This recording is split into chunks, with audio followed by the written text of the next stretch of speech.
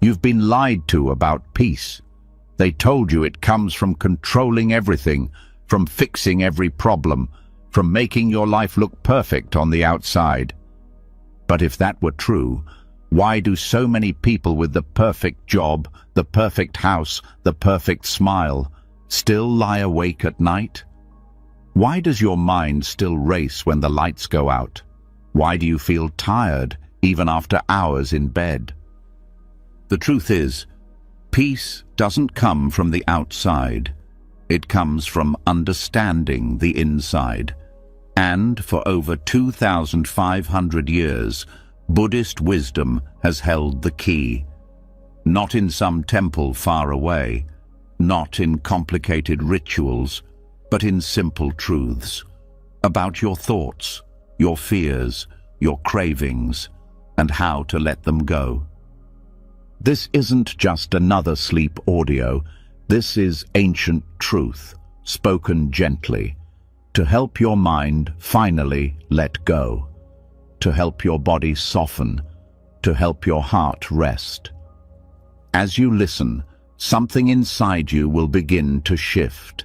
The noise will fade, the tension will melt, and in its place there will be stillness, a kind you may not have felt in a long time. Tonight, you're not just falling asleep, you're coming home to yourself. Calm, present, free. Are you ready to begin? You're still here. That means something inside you wants more than just sleep. Maybe it's rest, real rest. Not just for your body, but for the mind that doesn't stop. For the thoughts that spin quietly behind closed eyes. For the worry that pretends to be planning, but never brings peace. You're not broken, you're human. And the teachings you're about to hear were made for humans just like you, for minds that think too much, for hearts that grip too tightly, for nights that feel too long. There is a reason you feel this tension at night, a reason the stillness brings out the noise. And it starts with a chain, a silent chain, made of habits you never chose but repeat every day. This is where the Buddhist teaching of dependent origination begins, and this is where your freedom begins too. In the time of the Buddha, there were no neuroscience labs, no therapy rooms, yet the understanding of the human mind was precise, deep, surgical. The law of dependent origination, called Paticca Samuppada, is not a theory. It's a map of how suffering is created in the mind, and more importantly, how it can be undone. At the heart of it is this: nothing arises on its own. Everything is caused, even your anxiety at night, even your overthinking, even the fear that wakes you up at 3 a.m. with your chest tight and your mind spiraling. You didn't choose to be anxious, but something else gave rise to it, and something else gave rise to that, like dominoes falling, thought by thought. It starts with ignorance, not knowing. Not the kind of ignorance that means stupidity, but a blindness, a fog, the part of the mind that forgets how things really work, the part that believes deeply that control brings peace, that outcomes will fix us, that one more achievement, one more relationship, one more solved problem will finally be enough. But it never is, because when ignorance is there, craving follows. Craving not just for pleasure, but craving for certainty, for answers, for tomorrow to go a certain way, for other people to behave the way you wish, for life to unfold according to your plan. This craving isn't loud. Sometimes it shows up as a gentle ache in your stomach when you think about an upcoming meeting. Sometimes it's the way you scroll endlessly, looking for something you can't name. Sometimes it's the way you rehearse conversations that haven't happened yet. This craving is fed by attachment, upadana in Pali. Attachment to identity, roles, control, even the storyline in your head. You think you're just preparing. You think you're being responsible. But underneath it, you're holding on. Tight. To be honest, your body already knows this. The chest gets tight, the breath shortens, your jaw clenches, and you think, if I don't hold it all together, it will all fall apart. But that's the trap, because craving leads to becoming the one who must be prepared, becoming the one who gets it right, becoming the fixer, the controller, the warrior. It's not just a thought, it becomes who you think you are, and when you become something, you fear losing it. Now, sleep becomes a battleground. Because what if tomorrow doesn't go how you need it to? What if the thing you're waiting for doesn't happen? What if you don't wake up feeling ready? This is how anxiety is born, not in a moment, but in a process. Each link giving birth to the next. But here's the beauty. When you see the chain, you can stop it. You don't have to fight anxiety. You don't even have to fix it. You just stop feeding the next link. You meet craving, and you don't obey. You feel the urge to control, and you don't follow. You notice the thought, and you let it float. You don't push it away. You don't make it wrong. You simply see it for what it is, just a ripple, not the ocean. The Buddha never said suffering was a punishment. He said it was a misunderstanding. We believe we need to chase comfort, avoid pain, control outcomes. But that belief is what makes us tired. That belief is the reason peace feels far away. The mind wants to think its way to safety, but safety isn't in the future. It's here, now. In the breath you are taking, in the way your body is slowly relaxing with each word, in the stillness that opens when you let go. Letting go doesn't mean giving up. It means giving space. Space for life to unfold. Space for you to rest without needing all the answers tonight. Space for the world to move without your grip. Because here's something your worry doesn't know. You don't have to be in control to be okay. You don't have to know what tomorrow brings to sleep deeply tonight. You don't have to fix the future to deserve peace right now. The teaching of dependent origination shows us this, that if we interrupt just one link in the chain, the whole pattern collapses. You don't have to undo your past. You don't have to rewire everything overnight. You only need to see the craving when it arises, and not build a house in it, not build an identity in it, not call it me, because worry always begins with me. What will happen to me? Will I be okay? Will I succeed, fail, be seen, be rejected? But if there's no fixed self, who exactly is worrying? Who exactly needs to be protected? Who is being threatened by tomorrow? This is not a riddle, it's a doorway, a soft place where you can set the burden down. The mind tries to hold everything, but the Dharma teaches you to release. Release the grip of expectation. Release the storyline of what if. Release the belief that you're not safe unless everything is certain. Your body is tired because your mind is always running.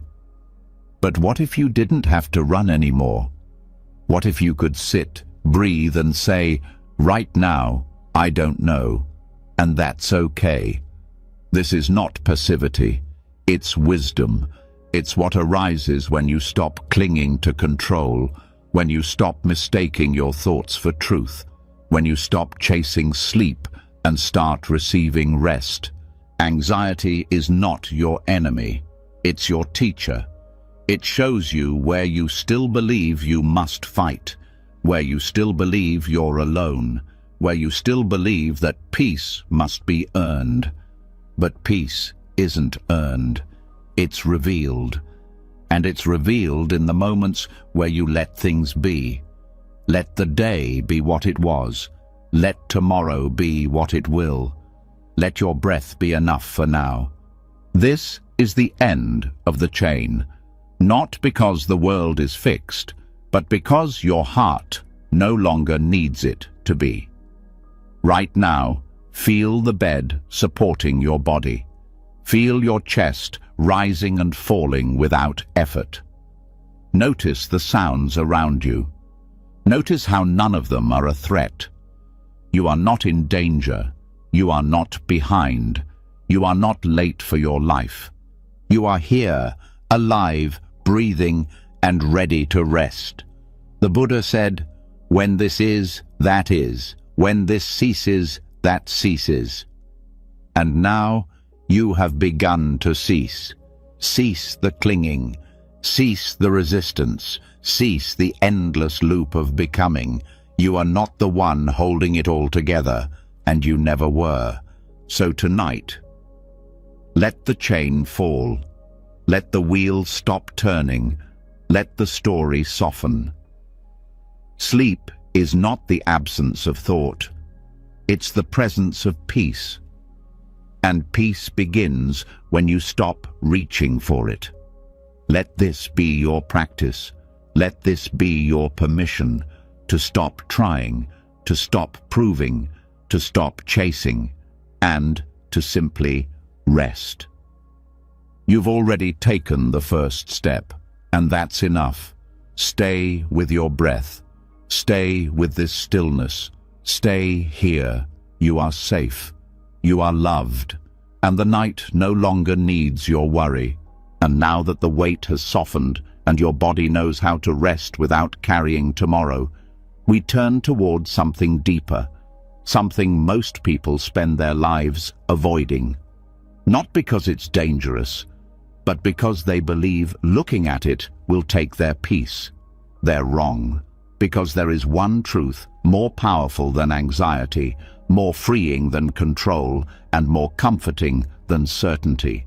The truth that everything ends, including this moment, including you. This is not something to fear. This is something to understand, to feel, to work with.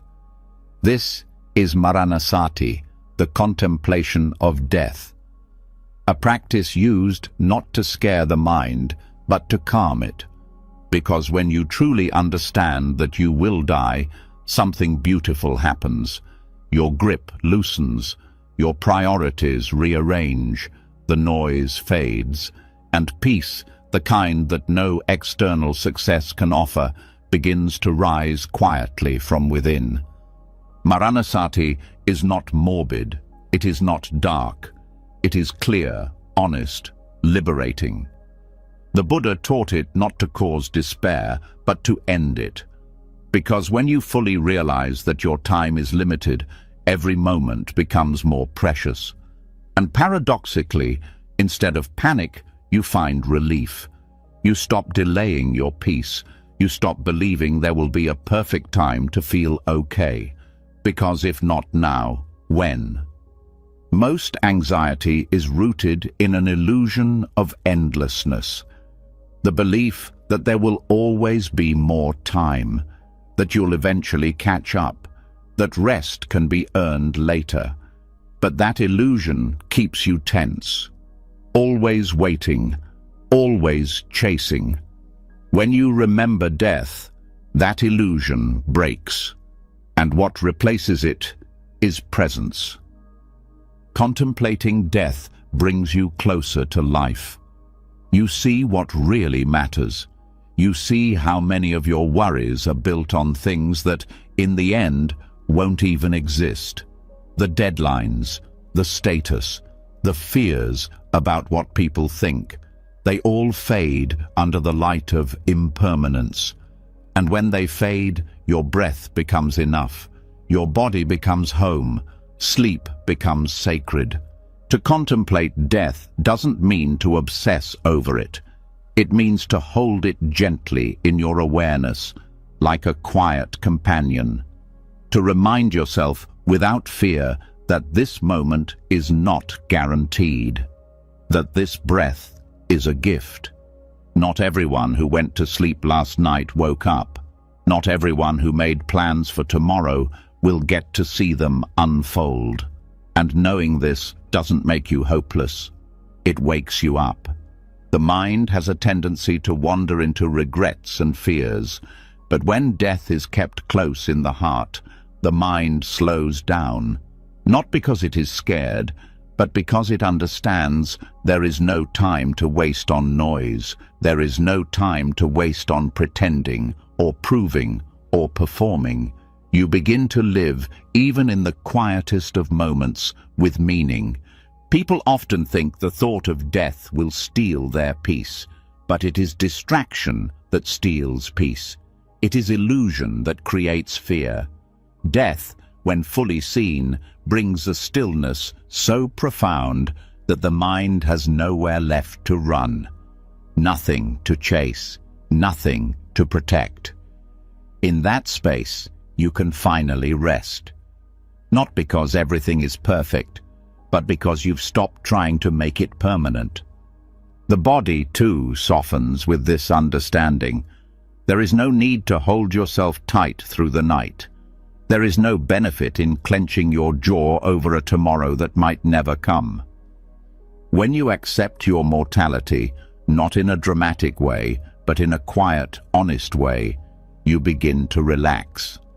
You stop demanding guarantees, and that's when sleep comes, like a river that no longer needs to be pushed. Throughout Buddhist history, monks and nuns have meditated in charnel grounds. Surrounded by decay, they didn't look away. They sat with the reality that this body, too, would one day return to the earth. Not as punishment, but as practice.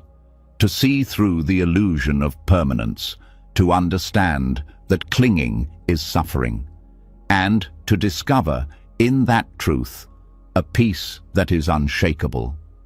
You do not need to sit among bones to receive this teaching.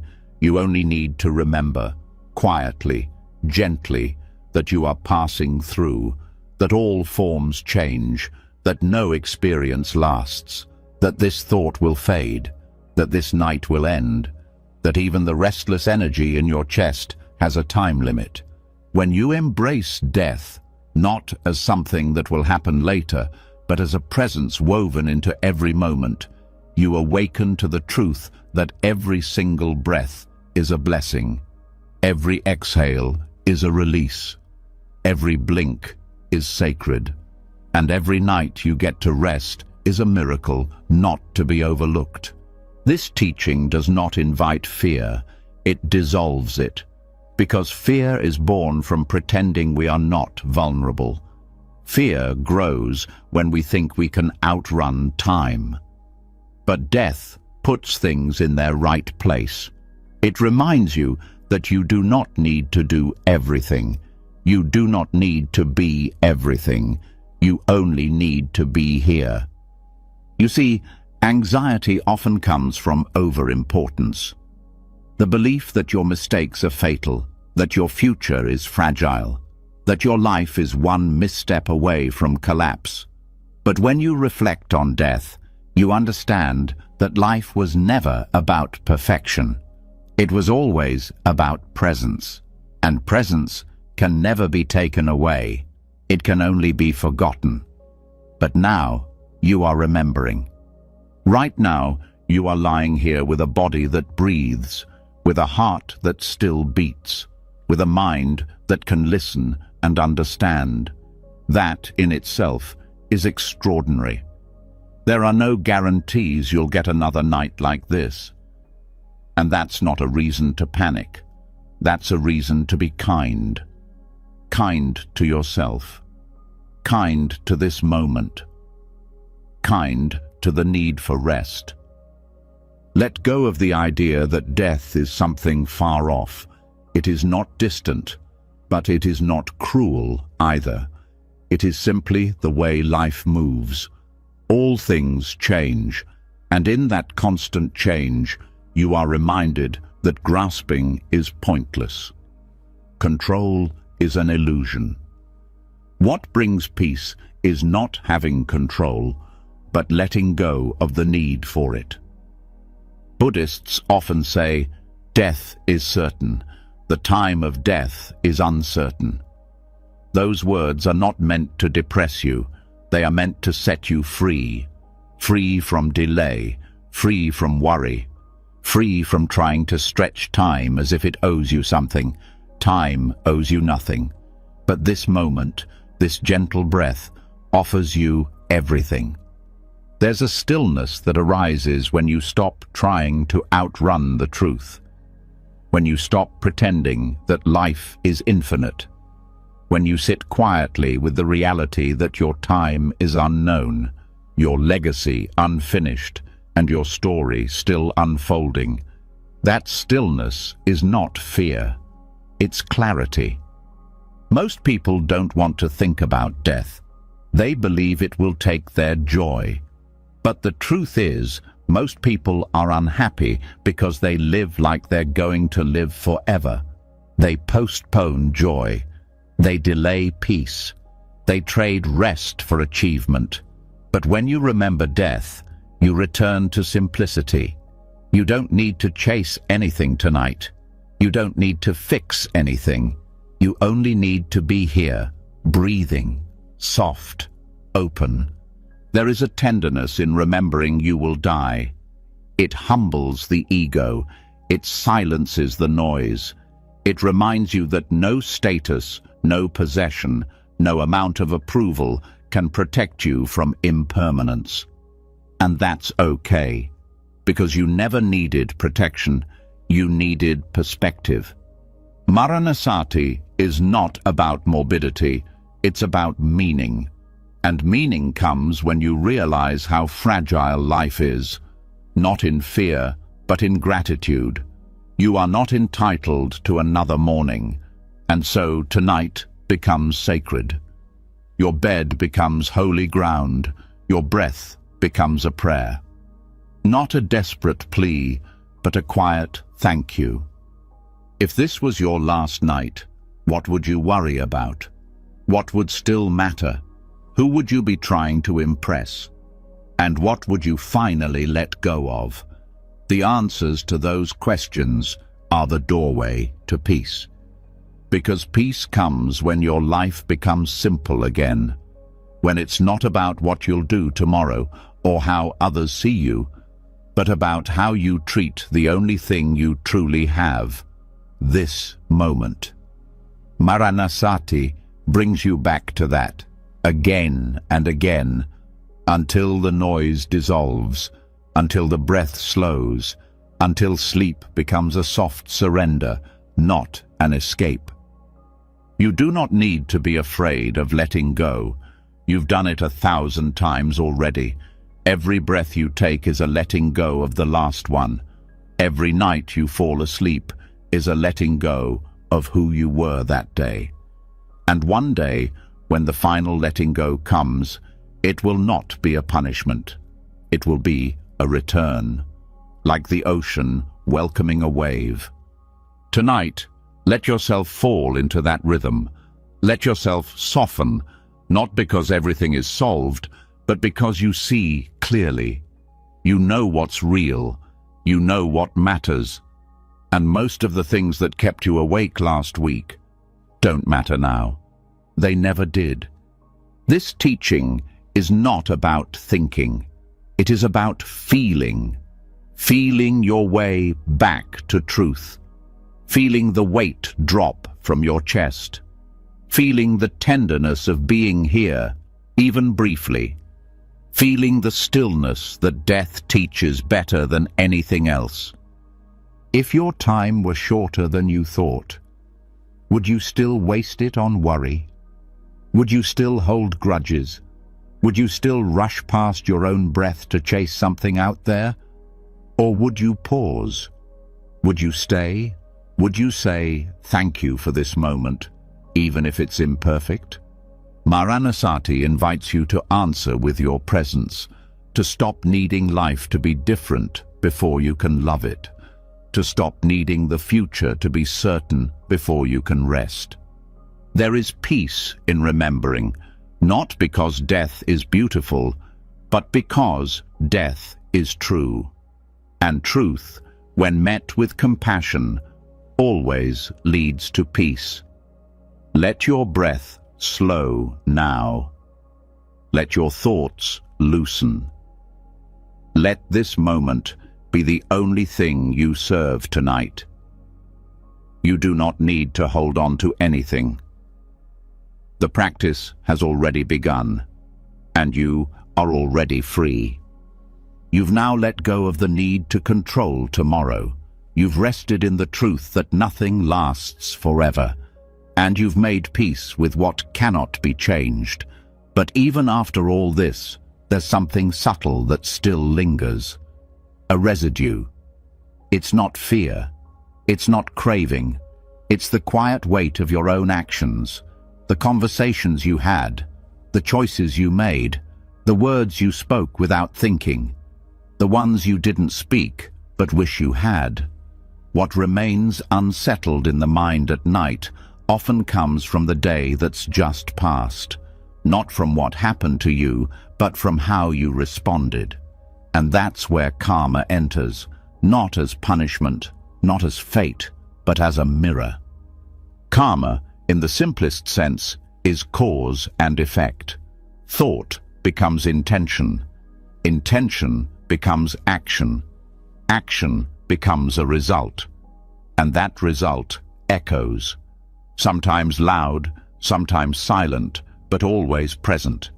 When the day ends and the world grows quiet, that echo is easier to hear. It's what makes the mind restless even when the room is calm. It's what keeps the heart heavy even when there's nothing urgent left to do. But karma is not a force outside you. It is you. It's the ripple of your choices, and because of that, it can also be cleared. Closing the karmic ledger each night isn't about judgment. It's not about guilt. It's about awareness. Quiet reflection, not shame. Clarity, not perfection. The mind wants to pretend the day is over simply because the clock says so. But the heart knows better. The heart knows what's unresolved. That's why nightly reflection matters, not for punishment, but for release. Begin by remembering the day without analyzing. Let it unfold like a story. From the first word you spoke to the last interaction you had, bring it to mind without trying to fix anything. Just observe. What mood were you in when you woke up? What was the first thing you did? How did you treat your own thoughts? Did you meet them with resistance or care? Then move gently into your actions. What you did, how you moved through spaces, how you treated others, even when no one was watching. Karma is not just about big decisions. It's in the smallest things. The tone you used with a stranger, the thoughts you allowed to grow in silence, the energy you carried into a room, the pause before you reacted, or the lack of it. All of it matters, because all of it plants seeds. And those seeds don't disappear when the sun goes down. They stay, unless you release them. Reflection is how you release them. It's how you say to your own heart, I see what happened. I see what I carried. And now I let it go. You don't need to be perfect. You only need to be honest. Look at your intentions more than your outcomes, because sometimes your words were clumsy, but your heart meant well. Sometimes you got it wrong, but you were trying to protect something. When you understand your own motives clearly, even mistakes become teachings. Now look at your speech. The Buddha taught that speech creates powerful karma. Words can heal or harm, open or close. Review what you said, not just what was heard, but how it was offered. Was it helpful? Was it kind? Was it necessary? If not, acknowledge it. Not to punish yourself, but to become more skillful. Every night is a chance to refine your speech, to become more aware of its power, and to grow more intentional with your voice. Next, turn inward. Not just to what you did, but to how you responded. Where was there resistance? Where did anger flare up? Where did you fall into old patterns? Not because you're flawed, but because you're still learning. There is no peace in pretending you handled everything well. There is deep peace in admitting where you didn't and choosing to do better tomorrow. And here's the secret. When you reflect honestly, the mind begins to settle, because guilt thrives in avoidance. Restlessness feeds on unfinished business. But the moment you face yourself without defense, that energy dissolves. It's like clearing the desk before going to bed. The tasks are not erased, but the clutter is gone. What remains is clarity. Many people lie awake at night not because they're afraid of the future, but because they're avoiding the past. Not because their life is in danger, but because their integrity feels slightly out of alignment. Karma is not only about what happens to you, it's about how whole you feel with yourself. The less divided you are inside, the deeper you rest. So each night, bring yourself back into wholeness. Let reflection be the bridge. This isn't about keeping score. It's about reconnecting with your own values. It's a way of asking, did I live today in alignment with what matters to me? Was I truthful, kind, generous, mindful? And where I wasn't, can I forgive myself and start fresh tomorrow? The Buddha said that even a single drop of water, again and again, can fill a large vessel. So too can small actions, repeated daily, create a life of clarity and peace. Reflection is one of those drops. It adds up. It changes you, slowly, gently, without pressure. There's also a deeper reason this practice matters before sleep. When you don't clear the day's karma, it often continues in your dreams. The mind keeps processing, the heart keeps speaking. You wake up feeling like you didn't really rest. But when you face the day's events honestly, they no longer need to follow you into the night. Some people try to silence the mind with noise, scrolling, entertainment, distraction. But silence is not something to be avoided. It's something to be entered with care. Reflection prepares you for silence. It clears the fog so you can step into rest without baggage. In Buddhist monastic life, the end of the day often includes confession, not in the religious sense, but as a simple acknowledgement. I see what I've done. I see where I caused harm. I commit to awareness. It's not dramatic. It's not emotional. It's just honest. And that honesty is where true peace begins. You can do this too, not formally, not with ritual, just with sincerity. Sitting quietly in your bed, hands on your body, heart open, you can say, "This was my day. These were my choices.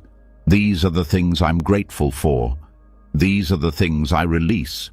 Gratitude matters too, not as a way to ignore your mistakes, but to remember the goodness.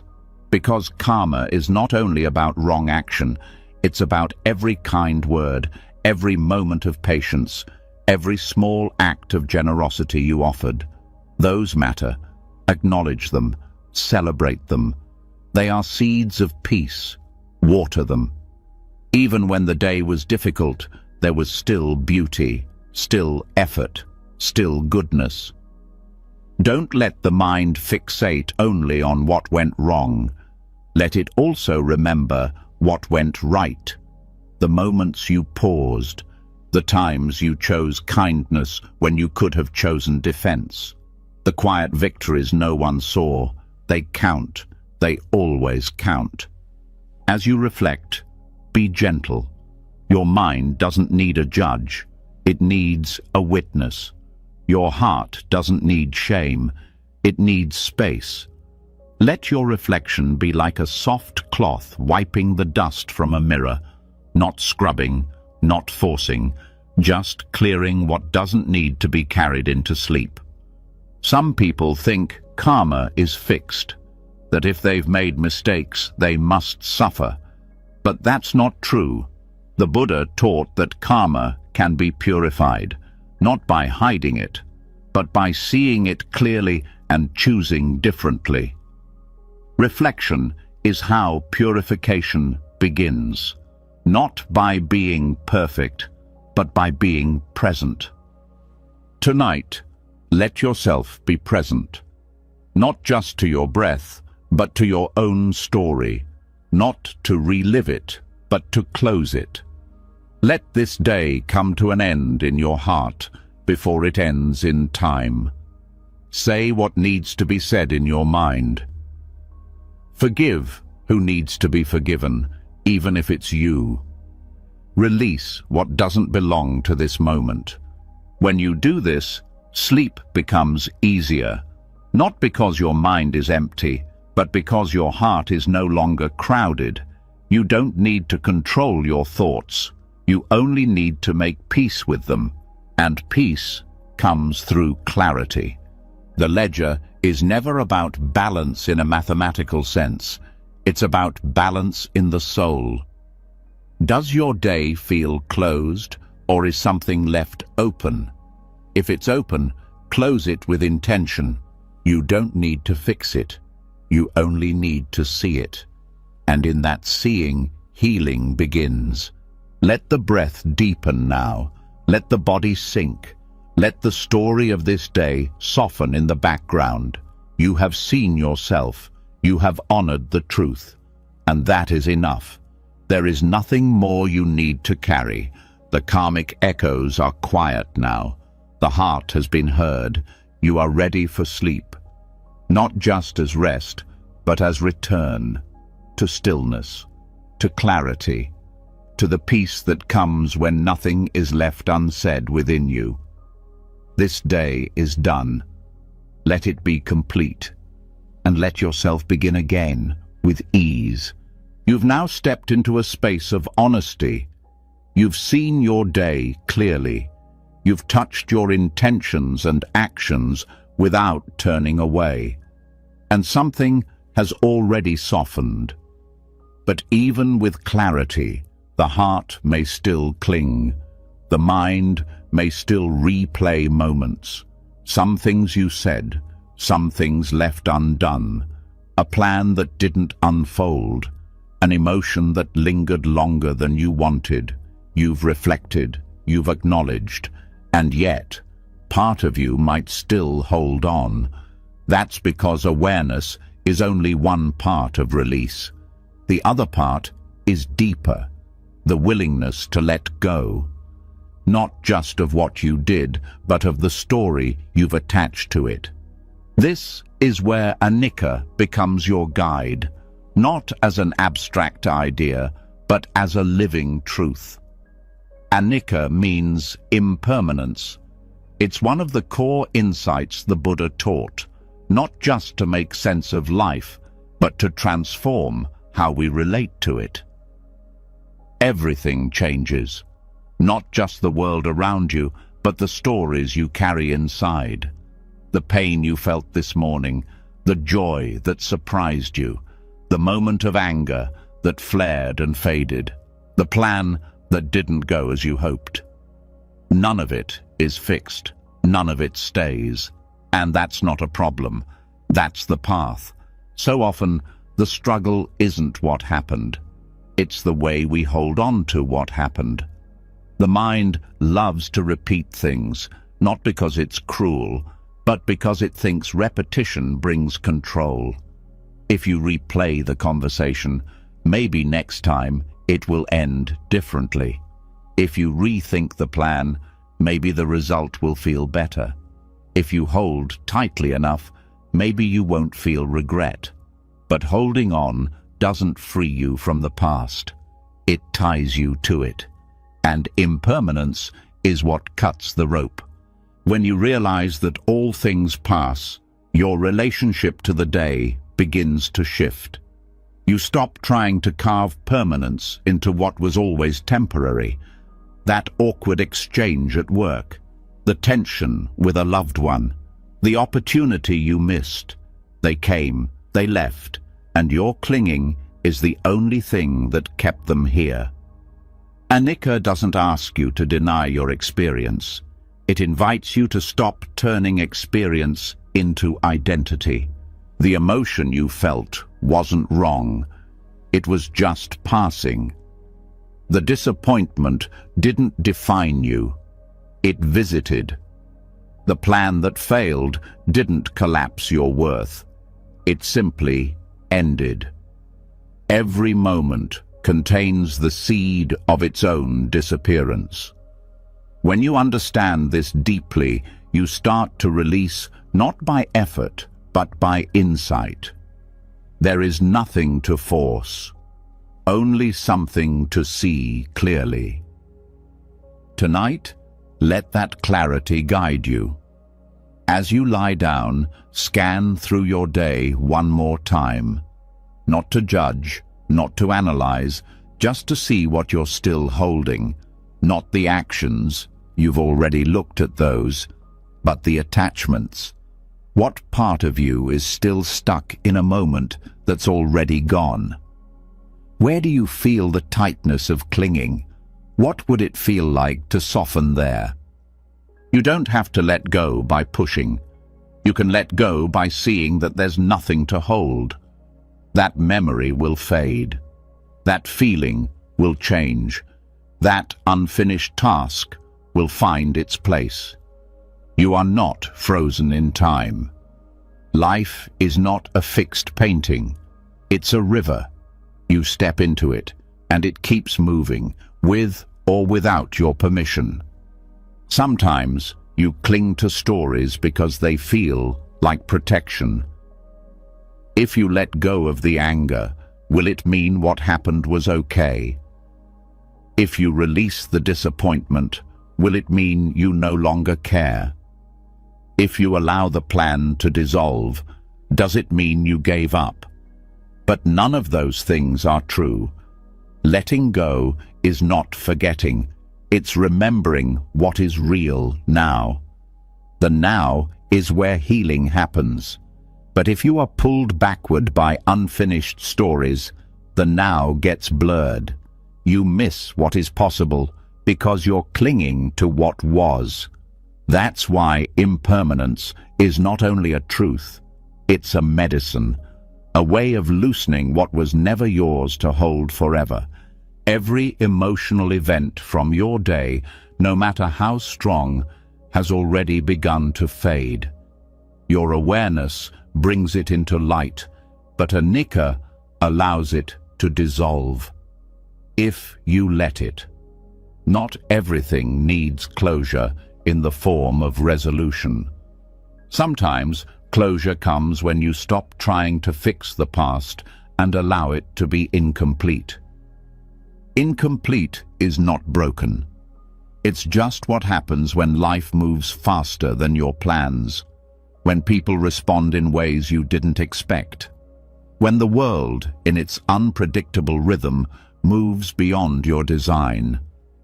When you understand impermanence, you stop resisting this movement. You begin to trust it. Anicca teaches that pain changes, but it also teaches that pleasure changes. This can feel disappointing at first.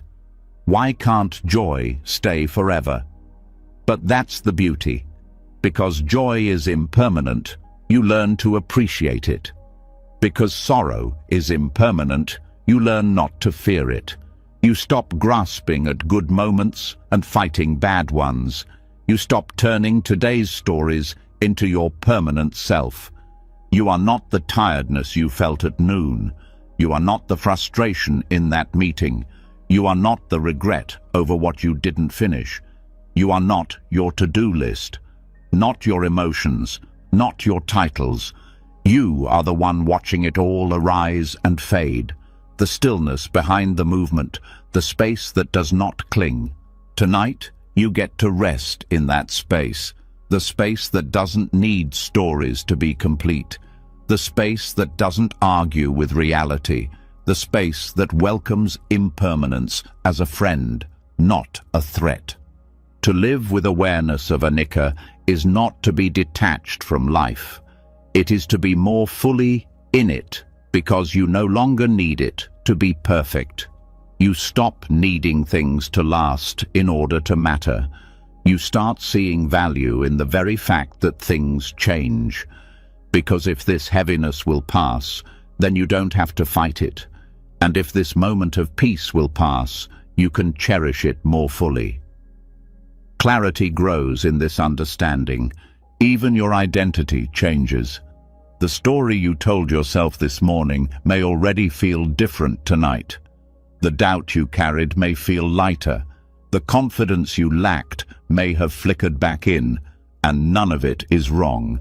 You are not fixed. You are a process. When you stop expecting consistency from yourself, you begin to soften.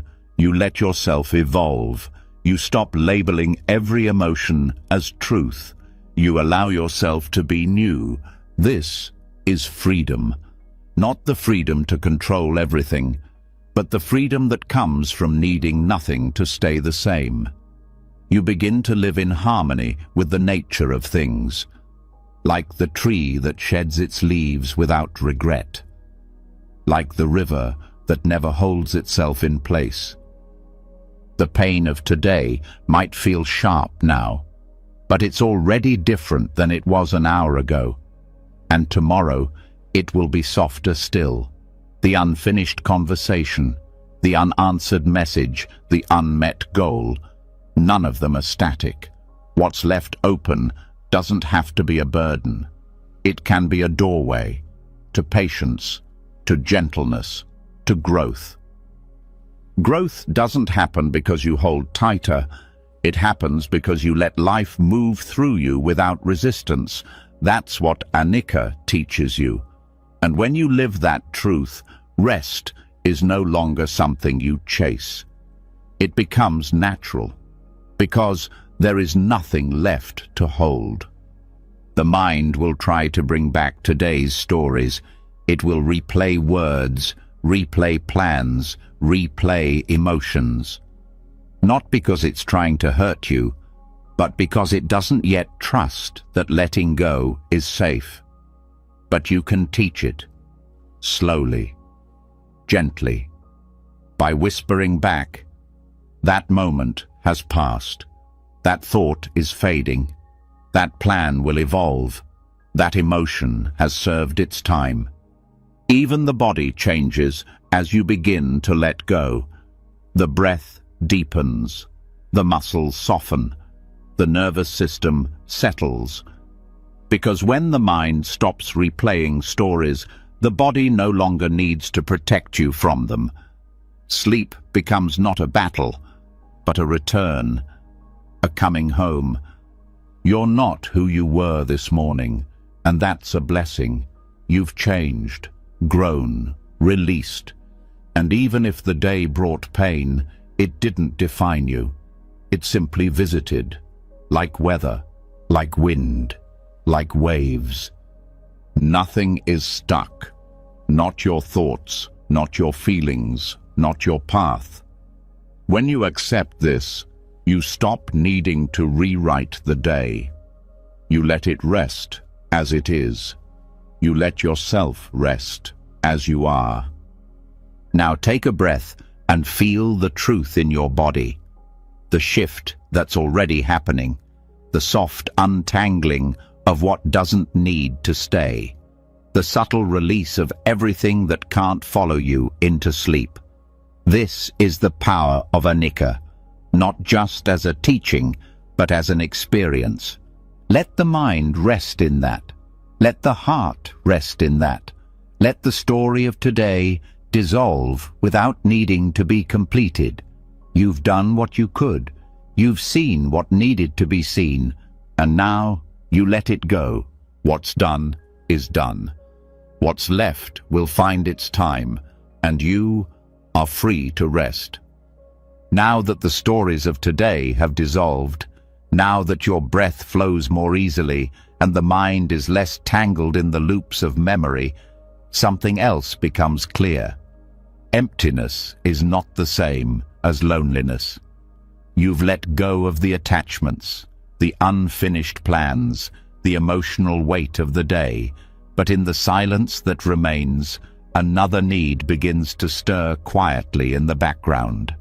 A need not for stimulation, not for more doing, but for presence. A sense that even as you rest in solitude, you are not meant to walk this path entirely alone.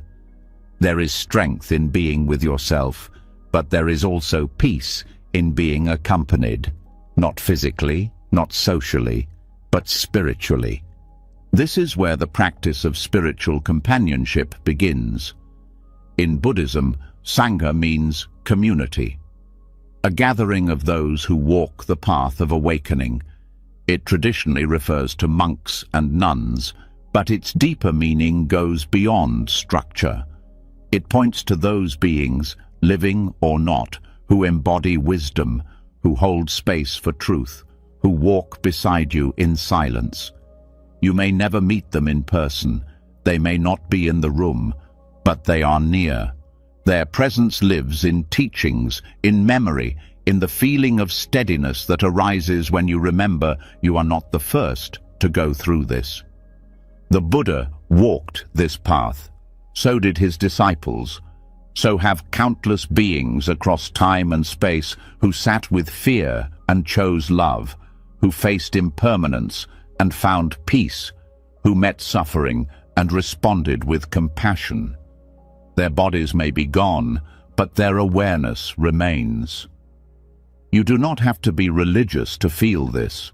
You only have to know what it means to be seen, even when no one is looking. To feel held, even when no hand touches yours. The mind can recreate stress through memory, but it can also recreate comfort. It can build safety through attention. You've done it 1,000 times without realizing, remembering someone's voice when you needed strength, hearing the words of a teacher long after they've left the room, finding calm in the thought of someone who helped you feel seen. These are not fantasies. These are inner resources. They live inside you, and tonight they're here to help you sleep. You can access the Sangha anytime, and in this quiet hour, when the outer world has slowed and the inner world is ready to release, this is the perfect time. The Sangha you invite may take different forms. It could be a teacher whose words brought you clarity, a mentor who once believed in you when you didn't believe in yourself, a wise elder whose presence made you feel calm without saying much. Or perhaps it's someone you've never met but feel connected to, a lineage holder, a writer, a guide whose life embodied the values you now long to deepen. You don't have to see their faces clearly. You don't need to hear their voices. All you need is the quiet willingness to be accompanied. You don't ask anything of them. You don't need answers. You only let them be near, resting around you like a circle of calm, not watching, not judging, just here, witnessing your stillness, supporting your release. This practice isn't about escape. It's not about pretending someone will fix things for you. It's about remembering that truth never walks alone, and neither do you. In your moments of struggle, someone else has been there too. In your moments of doubt, someone else has once whispered the same questions into the dark. You are not separate from the great stream of seekers, healers, and teachers. You are part of it. As you lie here, you can begin to sense their presence. Quiet, grounded, spacious. The air feels fuller, but not heavy. There's a subtle warmth, like the room itself has become sacred. Their presence doesn't ask anything from you. You don't need to perform, explain, or defend yourself. There is no pressure to impress, only permission to rest more deeply than you usually allow. If your mind starts to wander, it's okay.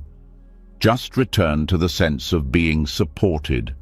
Let the thought pass and lean back into the feeling that you are not alone. That wise ones are holding space for you to surrender.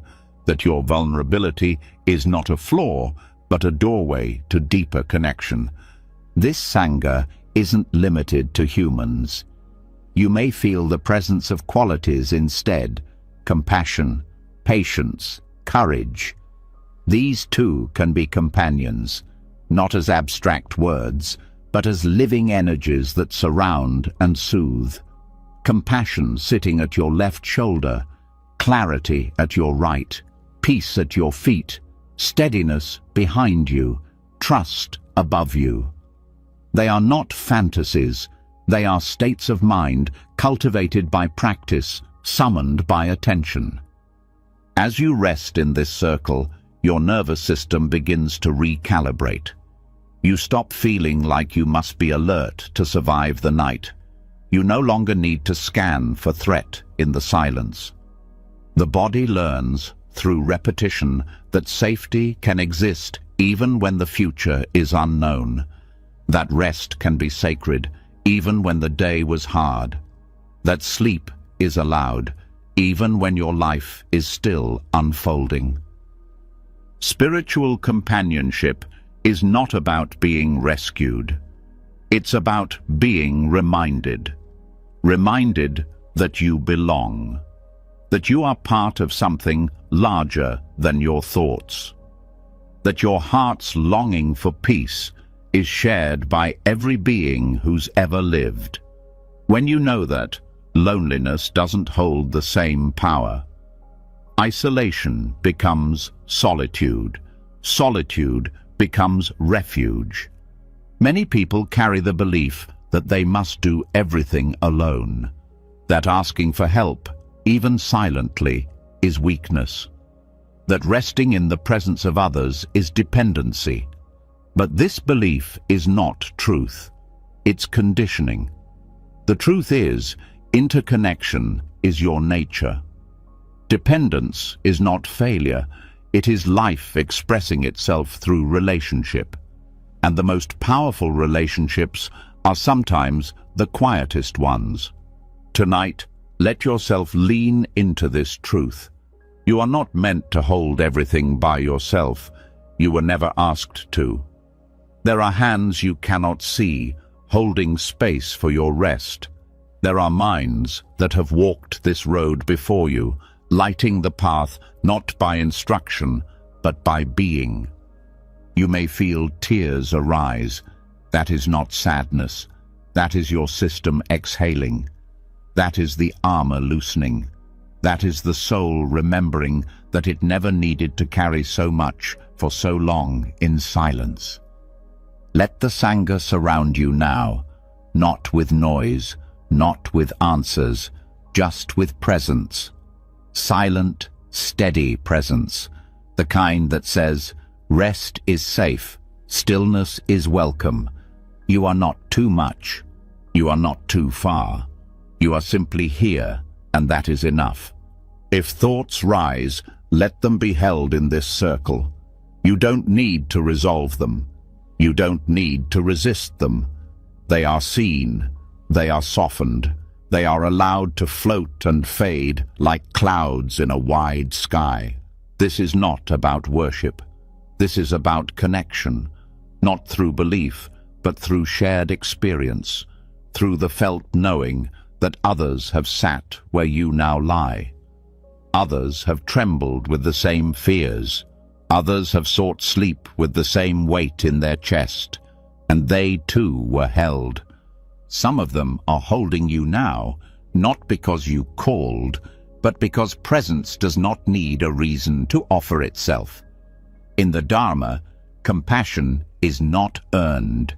It is given, freely, always. Let your body receive it. Let your breath grow softer. Let the edges of your being blur into the circle. The lines between you and them don't need to be so sharp. You are not separate from the peace you seek. You are not outside the presence you long for. You are inside it now, breathing in it, resting in it. When morning comes, you will rise again. You will carry your work, speak your truth, meet your day. But for now, there is nothing to carry, nothing to solve. The Sangha holds you, the teachings protect you, and the night welcomes your surrender. You are not alone. You never were. Let the silence deepen. Let the presence remain. Let your heart rest in the companionship that asks for nothing and offers everything. Now you may sleep. Not because the world is perfect, but because you are no longer holding it alone. The stillness has deepened now. You've allowed yourself to feel supported, not just by silence, but by something ancient and wise. You've remembered that presence doesn't always speak out loud, and that real companionship sometimes needs no words at all. But even with that comfort, there may still be one thread the mind refuses to loosen, a pattern that clings just beneath awareness, the momentum of becoming, the subtle push to be someone, even while falling asleep. It shows up in the form of mental rehearsal, roles you don't realize you're still wearing, identities you think you have to keep holding together, even as your eyes begin to close. There's the worker, still calculating, the parent, still anticipating, the friend, still wondering what they should have said, the inner judge, still keeping score. These aren't thoughts, they're identities being reinforced. They create the shape of who you think you are, and that shape, when it hardens, becomes suffering. Bhava means becoming. It's a link in the chain of dependent origination that often goes unnoticed.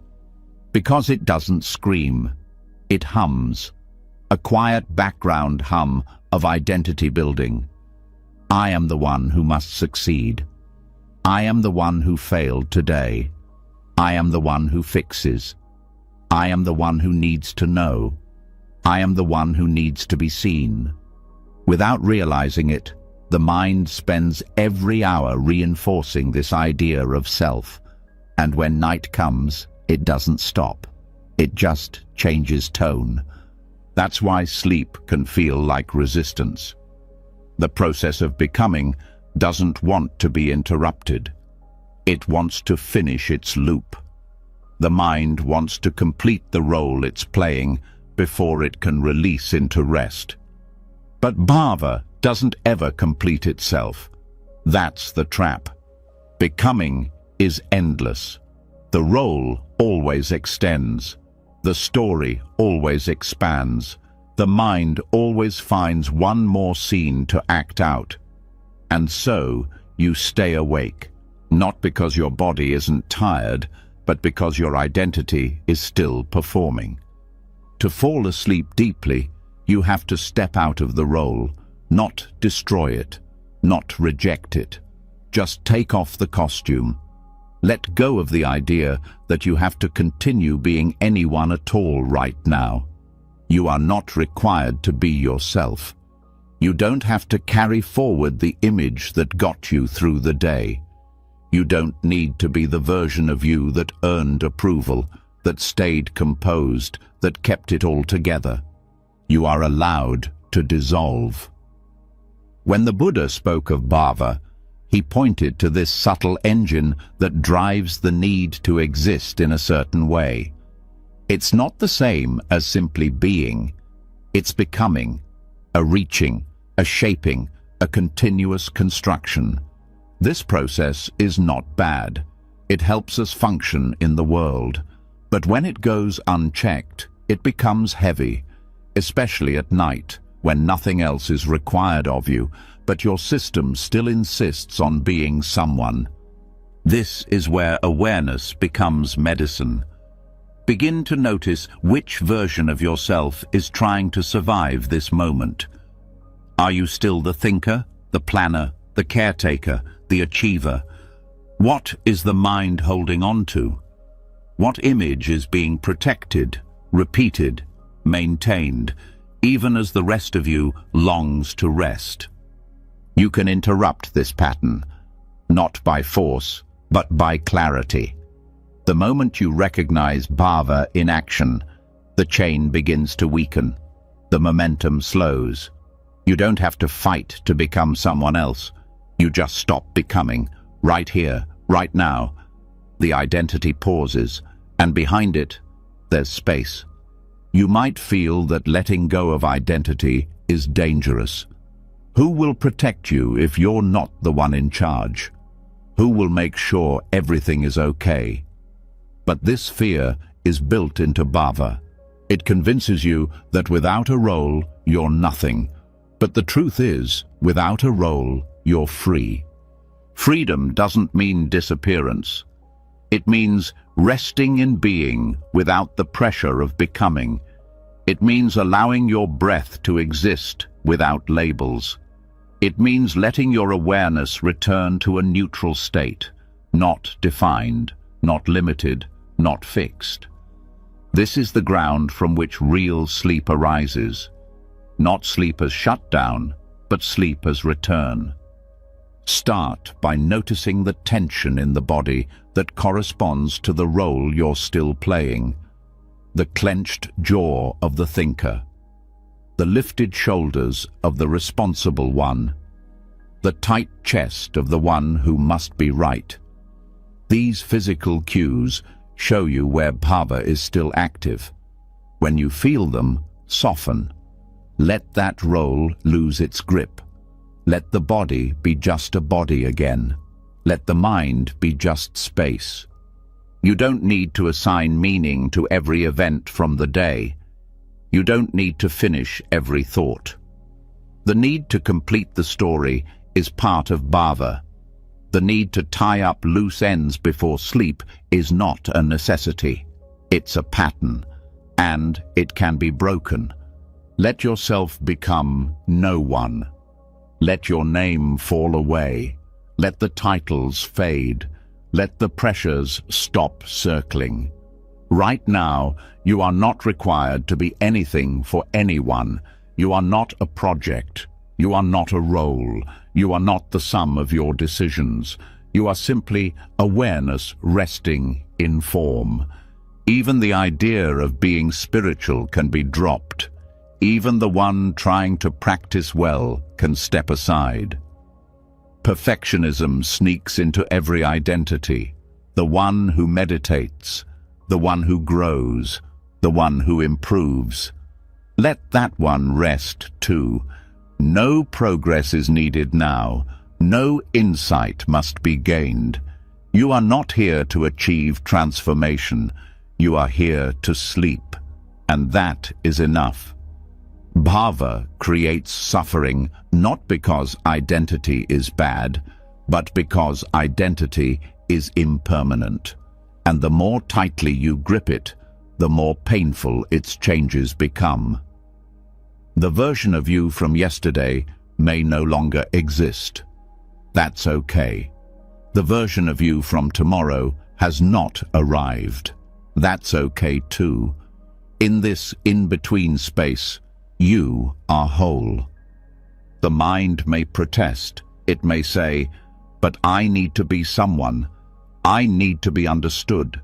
I need to continue the story." You can thank the mind for its loyalty. You can appreciate its effort, but you don't need to follow it. Thoughts about self are like clouds. They appear, they form meaning, they dissolve. You are not the cloud. You are the sky that sees it all. This seeing is enough. The body breathes. The awareness notices. No doing is required. No becoming is needed. And slowly, without pressure, the mind stops spinning. The roles lose their stickiness. The stories unravel, and sleep approaches not as an interruption to life, but as life returning to itself. Each night you have this chance to unhook, to release, to allow yourself to dissolve into a state where no one has to be in charge. The world will not fall apart because you stop becoming. In fact, the world keeps moving precisely because everything lets go in its time. There's nothing wrong with the roles you play. There's nothing wrong with being a parent, a teacher, a leader, a student. The problem arises when these roles become cages, when they follow you into rest, when they refuse to let go. And often, the only reason they refuse is because you keep inviting them back. Tonight, choose not to invite them. Thank them, bow to them, and ask them to wait outside the door of sleep. You will return in the morning, but tonight you are free. Bhava thrives in noise, in movement, in narration. When silence is sustained, its power begins to fade. That's why rest is not only healing for the body, it's purification for the mind. The more you rest in stillness, the more bhava begins to loosen. Not forever, not once and for all, but enough to allow spaciousness, enough to let the story pause, enough to let you enter sleep without dragging yourself behind you. Right now, feel what it's like to stop trying to be anything. Let your breath arrive without an agenda. Let the body soften without needing to perform. Let the awareness widen without trying to fix. No label, no shape, just presence. This is not emptiness. This is fullness without form. This is what remains when becoming stops. It is peaceful. It is quiet. It is you, before the roles, before the titles, before the name. And it is from this space that sleep becomes deep. This space where no one is watching, no one is expecting, no one is measuring. There is only the inhale, the exhale, and the soft ground of being that supports it all. You are safe here. You are enough here. And there is nothing more to carry into this night. The story has paused. The becoming has stopped. You have come home. Let go. Breathe. Sleep. You've now let go of the roles, the stories, the need to become. You've returned to the ground of being, where no mask is needed and no identity needs to be protected. But once the silence has settled and the mind begins to soften, something deeper begins to surface, a longing not for more thinking or doing, but for connection.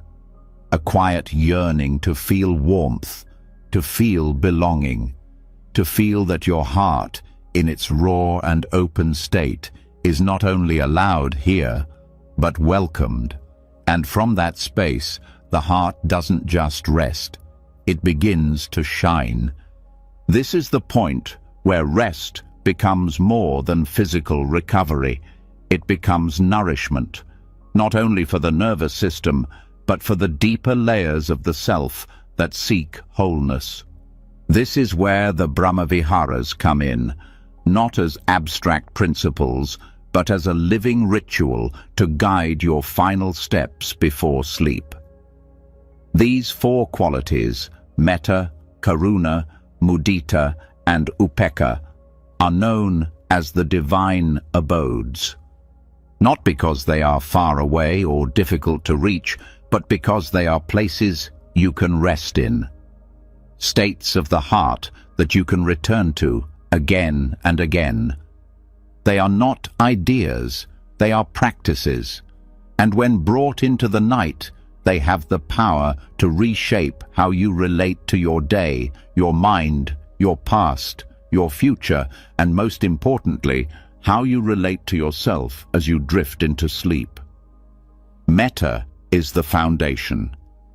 Loving kindness, not a feeling you have to force, but a gentle intention.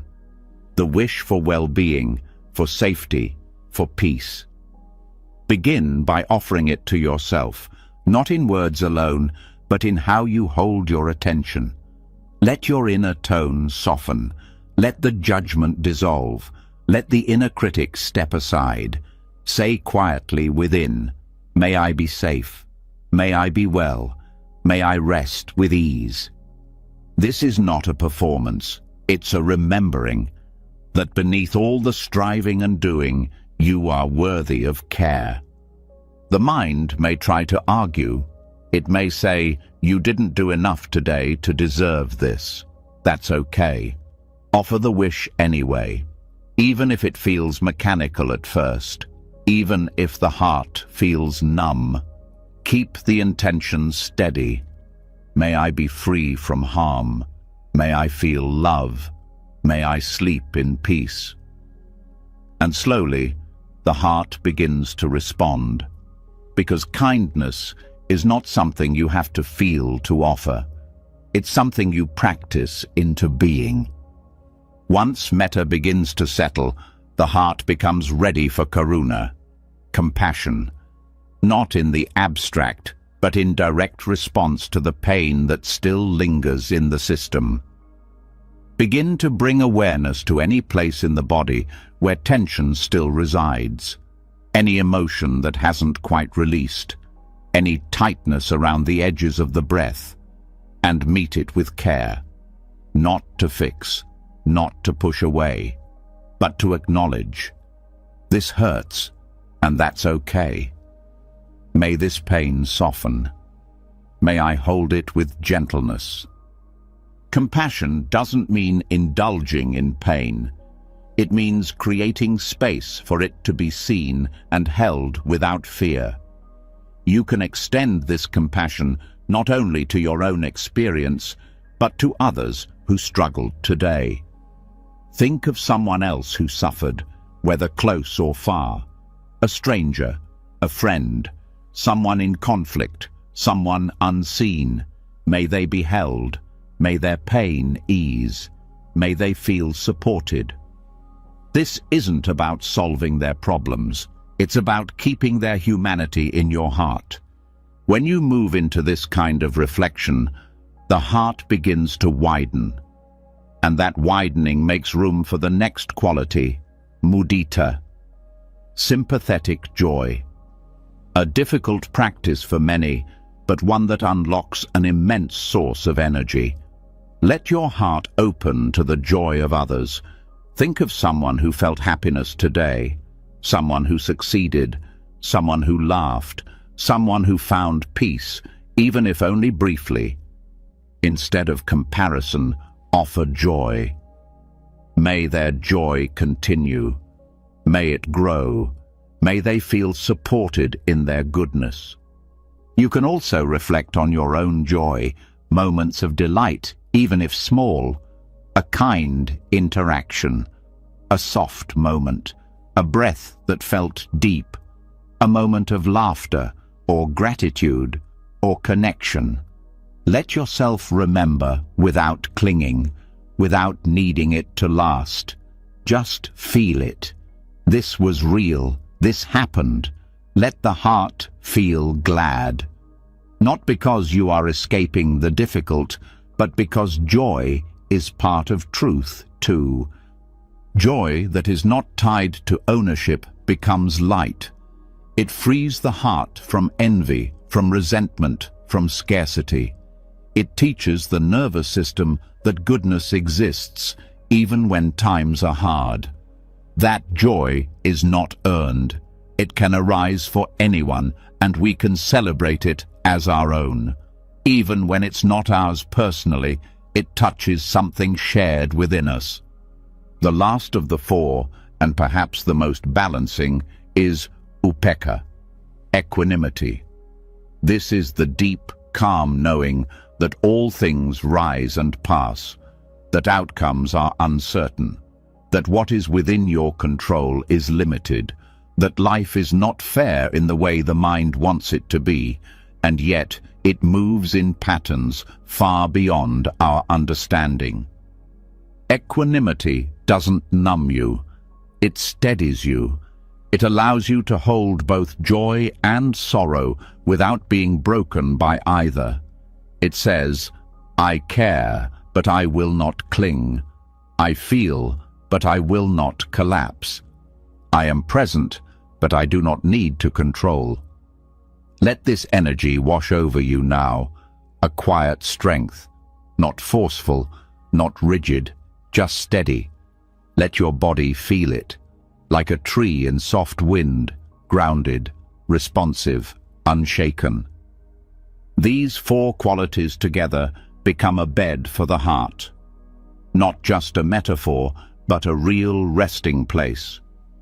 As you settle into sleep, you can cycle through them gently.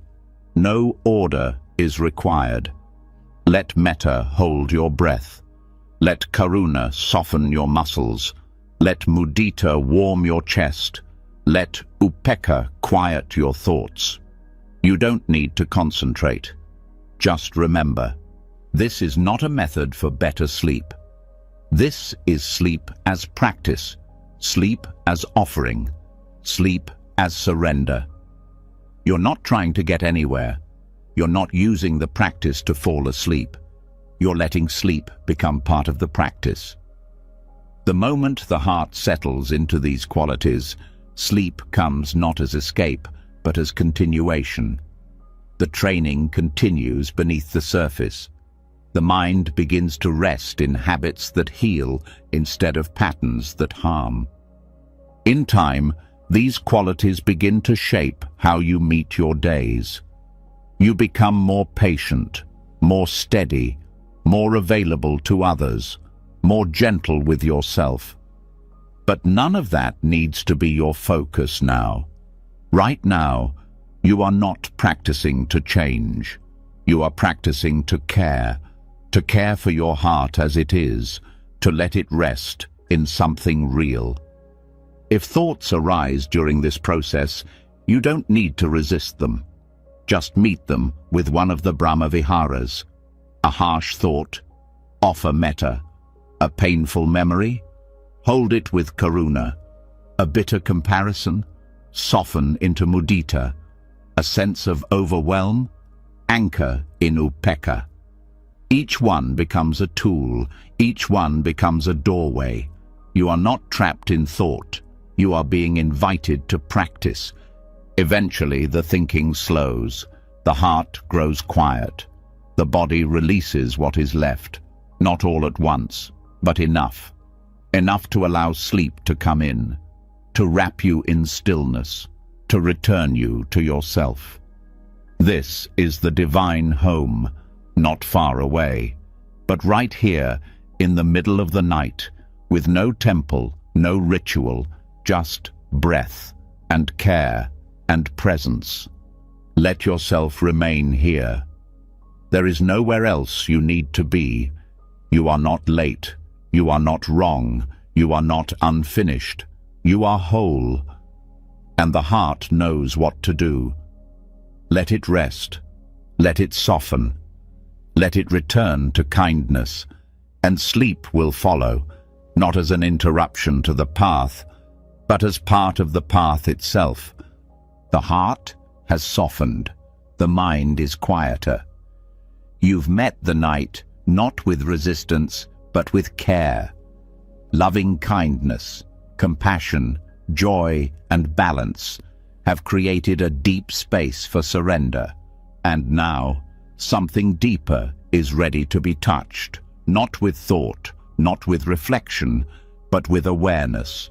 Not the kind that analyzes, but the kind that feels, the kind that listens to what's been there all along, waiting.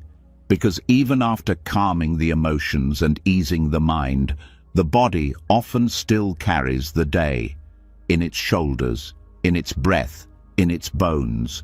And this body, your body, is the doorway to deeper rest. Mindfulness of the body, known as Kayanupassana, is a practice of direct connection. It brings awareness out of the mind and into the living truth of this moment as felt through form. It is not about controlling the body or fixing it.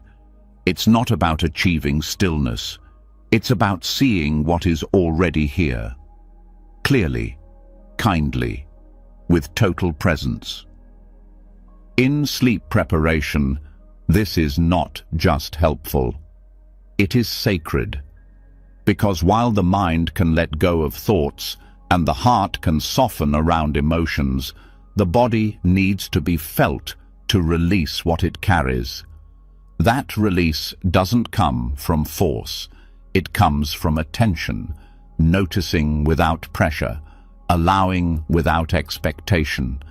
Begin by feeling the body not as one solid mass, but as a field of sensation, each area alive in its own way, each part telling its own story. Your awareness can move through this field like water meeting earth.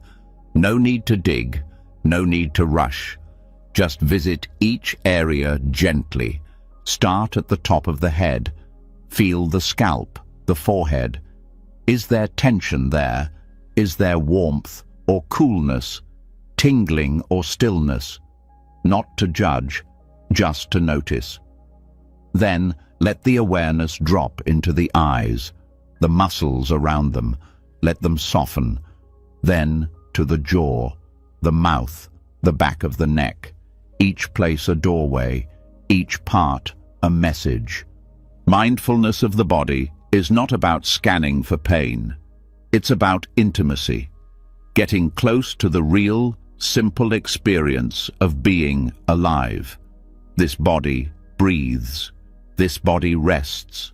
This body carries you through the day. It deserves to be seen, not as a machine, not as a task, but as a living temple of presence. Let your attention rest in the shoulders. Feel the way they rise and fall with each breath, the heaviness they may carry, not just from posture, but from the invisible burdens of the day. Stress, roles, emotional tension. Let them be heavy now. Let them sink into the surface beneath you. Let the earth hold what you don't need to carry.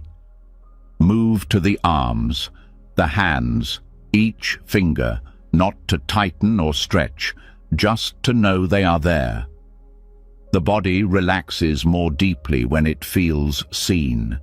Your attention is not just neutral, it is healing. Every moment of mindful awareness brings the nervous system closer to rest, not because you're doing anything, but because you've stopped resisting what is. Feel the chest next, not just the breath, but the heart space, the lungs expanding and releasing. Let them move without instruction. Feel the rhythm they follow without your help. This rhythm is life itself, reliable, ancient, undisturbed by thought. Bring awareness to the abdomen, the belly. Notice if there is holding there. Many people carry tension in this area without realizing it. Not because of posture, but because of emotion. The gut is sensitive. It responds to fear, worry, urgency. Let the breath move freely here. No control, just presence. Let the muscles soften. Let the inner organs settle. Let the whole area be open, unguarded, loose. Let awareness continue down to the hips, the pelvis, the thighs, areas that often hold deep, unconscious tightness. These places carry you through the world. They hold weight, physical and emotional. Let that weight drop now. You don't have to support it, not tonight. Bring attention to the knees, the calves, the ankles, the feet, each point where your body meets the bed, the floor, the surface beneath you. These contact points are not passive, they are anchors. Let your awareness feel the support they offer. Grounding, steady, real. When mindfulness rests in the body, the mind naturally slows. Not because you're making it slow, but because the need to think diminishes. The body becomes more interesting than the thoughts, the sensations more vivid than the narratives, the breath more soothing than the mental noise. This is not detachment. This is return. Most people live above the neck, thinking, analyzing, preparing. But your life is not just in the head. It is in your skin, your breath, your heartbeat, your posture, your weight. When you return to the body, you return to wholeness, and wholeness leads to rest. Kayanupassana also includes awareness of posture, not as something to fix, but something to feel. Lying down, notice how your spine aligns. Notice how gravity pulls you into the ground. Notice the curves, the contact, the openness. Nothing needs to be changed, only known. You can also be aware of the body in motion, even the subtle motion of the breath, the rise and fall, the expansion and contraction. Breath becomes a wave. You ride it without effort. Each cycle a reminder that the body is doing its job, supporting you, serving you, trusting you to meet it with kindness. This kind of mindfulness is not active doing. It is passive intimacy. You are not trying to achieve a state. You are allowing the current state to be felt, fully, without pushing, without flinching. When the body is felt clearly, emotional tension often dissolves, because much of what the mind calls anxiety is simply unacknowledged physical discomfort. Tightness in the gut becomes fear. Shallow breath becomes panic. But when those sensations are met directly, without mental interpretation, they begin to change. The body calms when it is not abandoned. Sleep does not require total stillness. It requires safety, and safety begins with attention. When the body is known without judgment, it begins to feel safe again. Safe to let go, safe to rest, safe to drop into the deeper states of quiet that support true recovery. This practice is not something you master. It is something you return to. Every night, the body is different. Every night, the breath carries new information. You don't need to compare. You don't need to evaluate. You only need to feel. If the mind begins to wander, bring it back to sensation, not through control, through curiosity. What does the hand feel like now? What temperature is the breath? What texture is the space around the skin? Let sensation be your anchor. Let awareness be your home. Kayanupassana also includes reflection on the body's nature, its impermanence, its changing condition.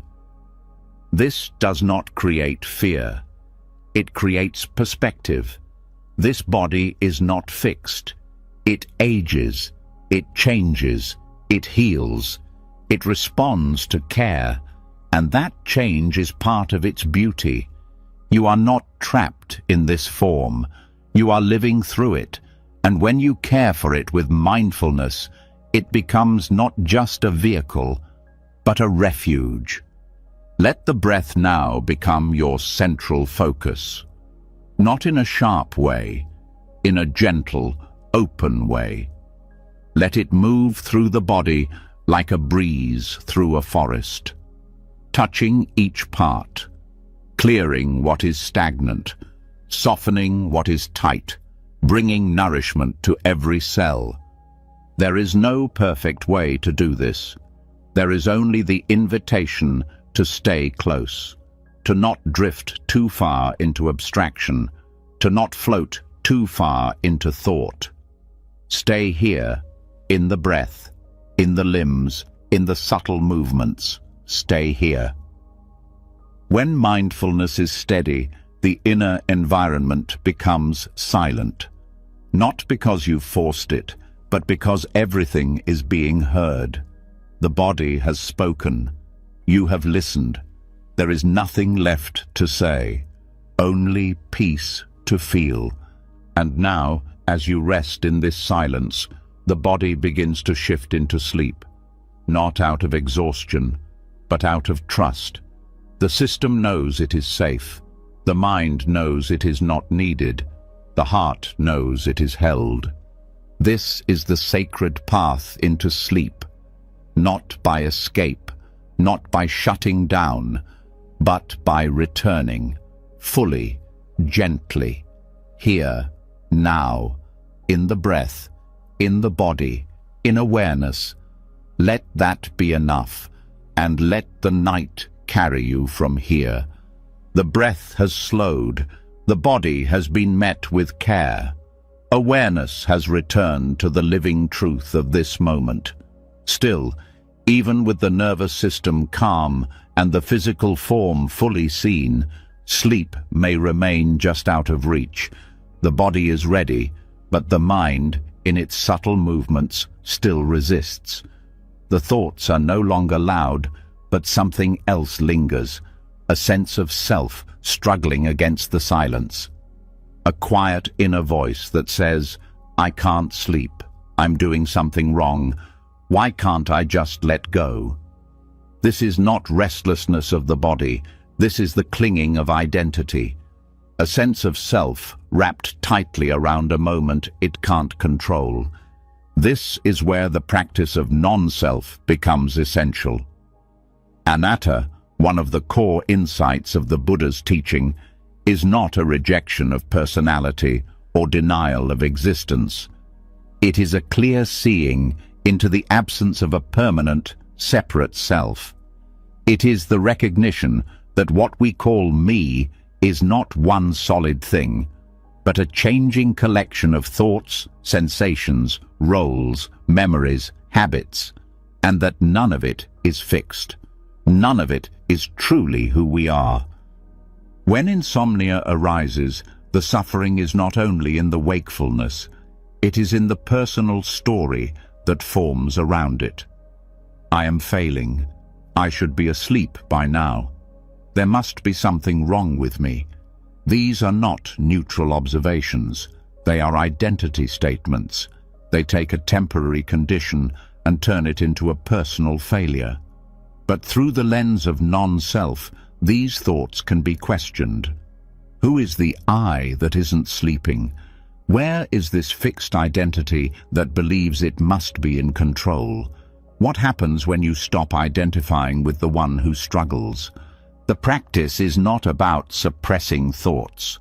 It's about seeing through them. When a thought arises, "I can't sleep," notice it as an event, not a fact. It is a thought, not a truth. It has no owner. It appears, it lingers, it fades. You did not create it. You do not need to follow it. When there is no one clinging to the thought, it loses its power. Anatta invites you to observe experience without clinging to ownership. This body lies in bed. These sensations arise. These thoughts come and go, but none of them define you. There is no fixed self inside the body failing to rest. There is just experience flowing. Thought, breath, sound, silence, all of it appearing and disappearing without a center. This shift in perception does not require force. It requires honesty. Start with what is here now. There is a thought saying this should feel different. See it. Let it float. Then look closer. What makes that thought feel like yours? Is there a shape, a center, a self holding it together? Or is it just a familiar echo repeating itself out of habit? Insomnia becomes heavier when there is identification. The tension builds not from being awake, but from believing that wakefulness is a problem you must solve. But when the sense of ownership fades, the pressure begins to loosen. Wakefulness becomes just another state, like hunger or cold or rest. It does not mean anything about you. It does not need a narrative. Even the phrase, "I can't sleep," creates contraction. It defines you in relation to what is not happening. But what if there is no I at the center of that story? Then the whole structure collapses. There is just wakefulness without resistance. And in that space, rest can begin. This doesn't mean sleep will arrive instantly, but it means the fight begins to dissolve. The war with the night ends, the urgency fades, and from that, peace can grow. Non-self also reveals something deeper about how suffering operates. When we suffer, we often believe there is a self who is being punished, a self who deserves better or worse. But suffering doesn't need a self to exist.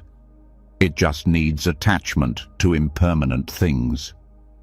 Sleep is one of those things, desired, chased, clung to. And when it does not come, we blame the imagined self. But through the lens of anatta, that blame loses meaning. The person who couldn't sleep last night is not the same as the one lying here now. Experience has changed. The mind has moved. The sensations have shifted. You are not a constant. So why hold the same narrative across these changing states? Let the thought, "I'm a bad sleeper," appear. Then look at it with clear awareness. Is this a fact, or is it a habit of identity? Has it always been true? Does it serve peace? When you look deeply, these identity thoughts begin to unravel. What's left is just presence, just breath, just body, no label, no judgment, no one failing. Anatta also helps with perfectionism, the idea that there is a right way to fall asleep, that your practice must lead to results, that progress must be linear. All of these are tied to self-view, a subtle desire to be the one who does it right, the meditator who succeeds, the peaceful one. But those identities are just as sticky as any other, and they bring the same suffering. Let them go too.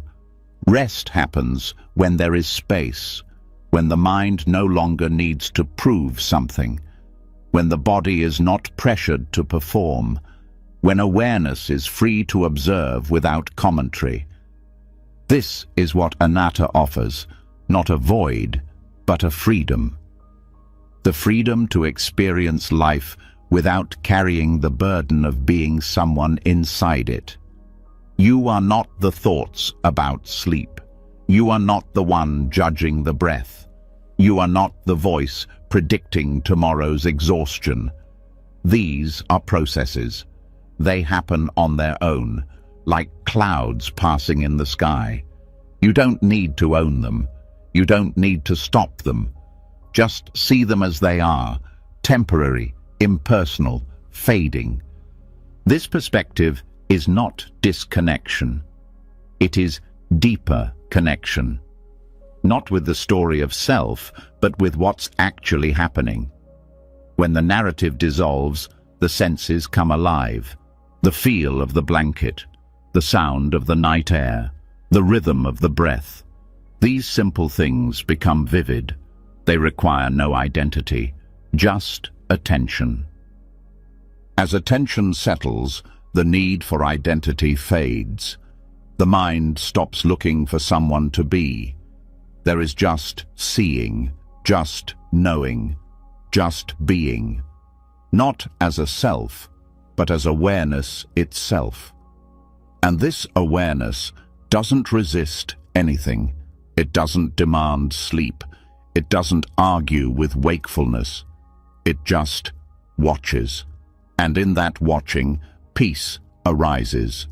This is the practice, not a method, not a goal, a direct seeing over and over. When the mind says, "I am awake," you say, "There is wakefulness."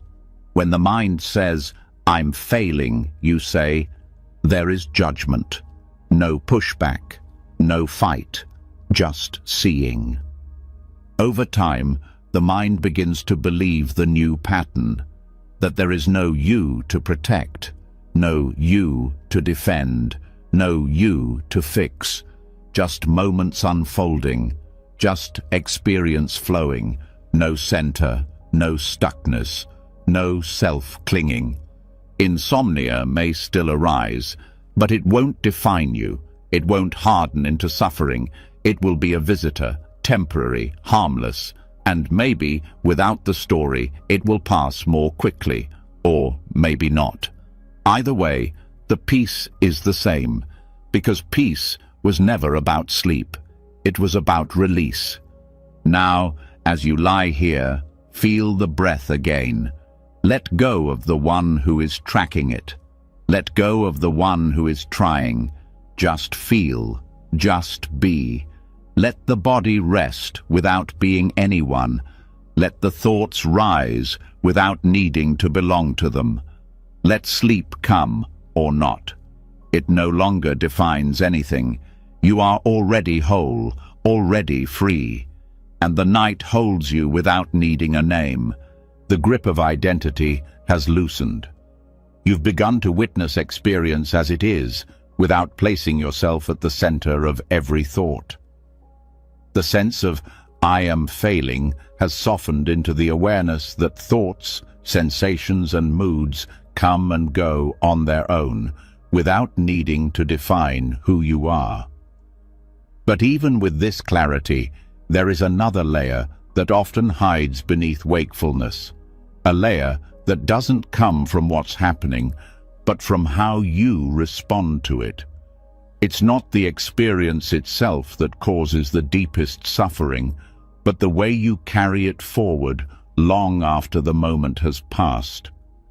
That's where the second arrow comes in.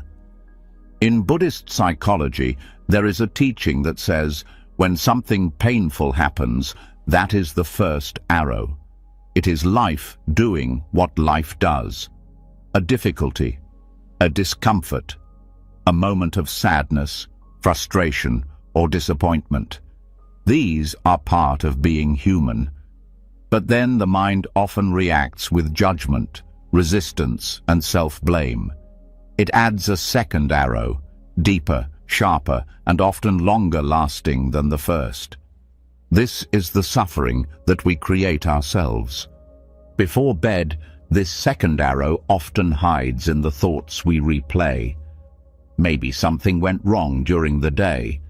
Someone said something you didn't like. You made a mistake. You forgot something important. These are the first arrows, painful but temporary. But the second arrow comes when the mind says, "Why did I do that? What's wrong with me? I always mess things up." These thoughts don't just notice pain. They stab into it. They prolong it. They feed it. At night, these second arrows often disguise themselves as reflection, But they are not clarity, they are self-punishment. You may feel like you're trying to understand your day, but what you're really doing is repeating the same criticism again and again, hoping it will change something.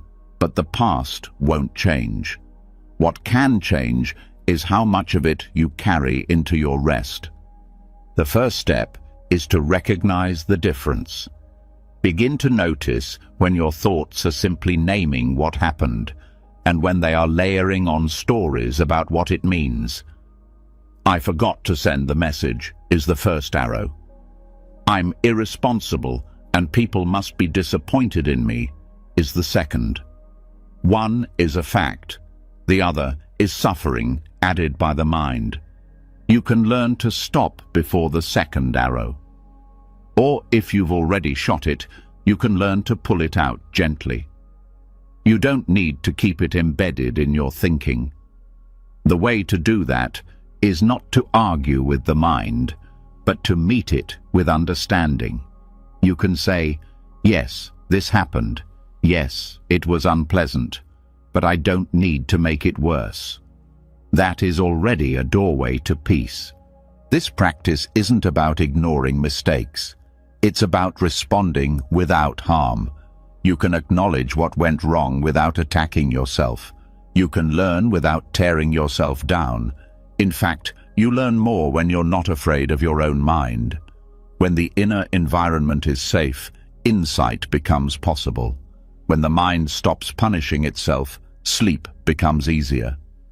The second arrow can also take the form of anxiety. You feel tired but can't rest because you're thinking about what might happen tomorrow. The first arrow is the uncertainty. The second is the spiral of imagined disasters, self-blame, or rehearsed arguments that haven't even happened. You might say, what if I mess up tomorrow's presentation? That's already the second arrow. The future hasn't come, but the pain is already here, built from thought alone. Let go of the belief that you can prepare for peace by suffering in advance. Let go of the idea that punishing yourself now will protect you later. The second arrow pretends to be useful. It tells you that worry equals responsibility, that guilt equals moral growth.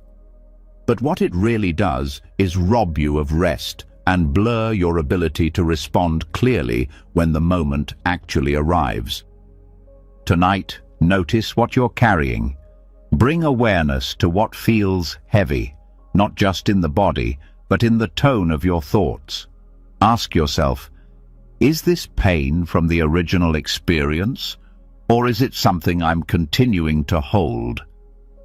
If it's the second arrow, let it fall. You don't have to keep stabbing yourself to prove you care. Compassion sees the pain clearly and then softens around it. It doesn't tighten. It doesn't condemn. You can place your hand on your chest and offer this moment a silent phrase. This is painful, and I don't need to make it worse. This is not weakness.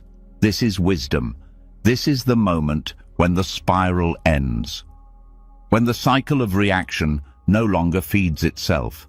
When the mind, having seen its own habit, chooses something else. This is the difference between pain and suffering. Pain is what happens. Suffering is what we do with it. Pain is the broken glass. Suffering is walking through it again and again, long after we've seen it on the floor. The second arrow keeps us stuck in that loop. Awareness lets us step around it. Sometimes the second arrow is subtle. It might sound reasonable, like, I should have known better, or that wasn't good enough. These thoughts seem helpful, but they carry blame. They reinforce the belief that you are always falling short, that you must be fixed, that something is wrong with who you are. But growth doesn't require shame.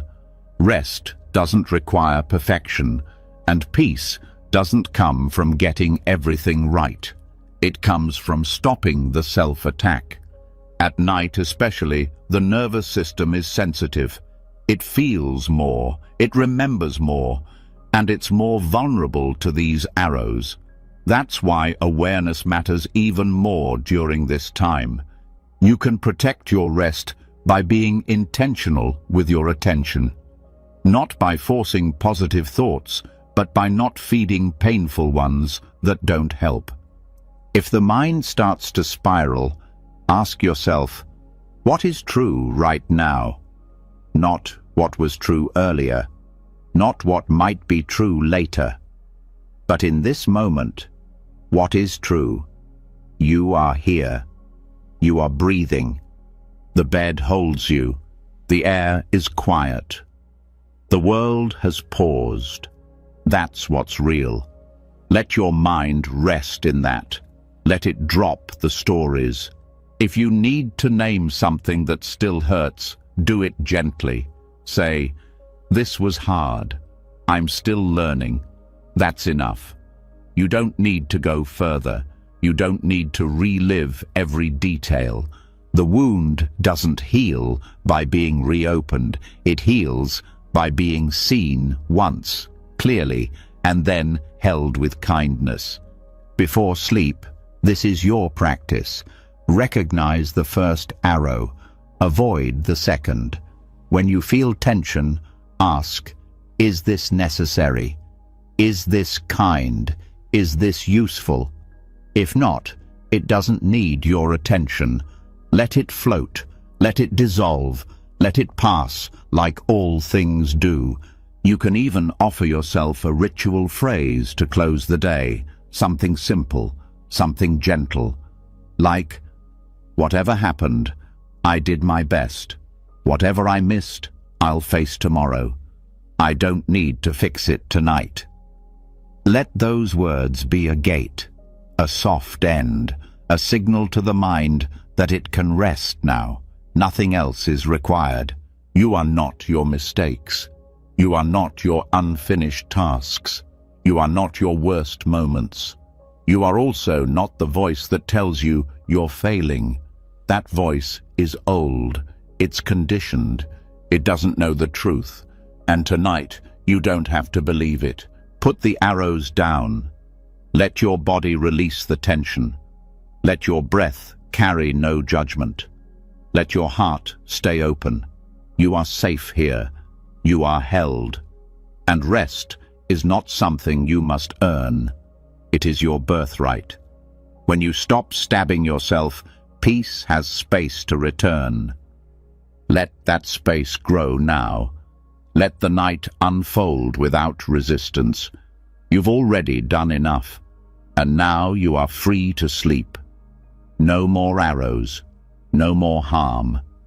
Just breath, just stillness, just the softness that waits on the other side of forgiveness.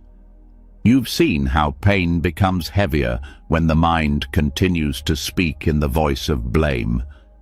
You've recognized how the second arrow, the added suffering, can be dropped. The stories don't need to be repeated. The judgments don't need to be believed. What's left is a quiet space. But even this quiet must be cared for, or else the momentum of speech, thinking, and internal commentary will continue long after you've put everything else down. You've released the second arrow. Now you are invited to protect what remains. This is where the practice of noble silence begins. It is more than refraining from talking.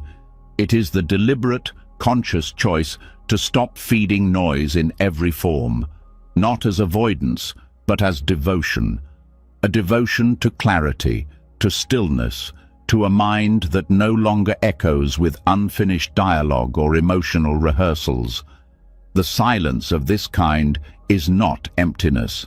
It is sacred space, a vow not only to quiet the tongue, but to quiet the habit of filling every pause with more. After sunset, the mind tends to stir. It replays, rewrites, reviews. There is a subtle belief that if you just talk it through, out loud or in your head, you'll find peace. But talking does not often resolve, it reactivates. Even internal speech keeps the nervous system alert, looping thoughts like a wheel that can't stop spinning. Noble silence offers an alternative, a pause from the constant commentary, a resting place for the voice that always thinks it must speak. This kind of silence doesn't mean shutting out others harshly.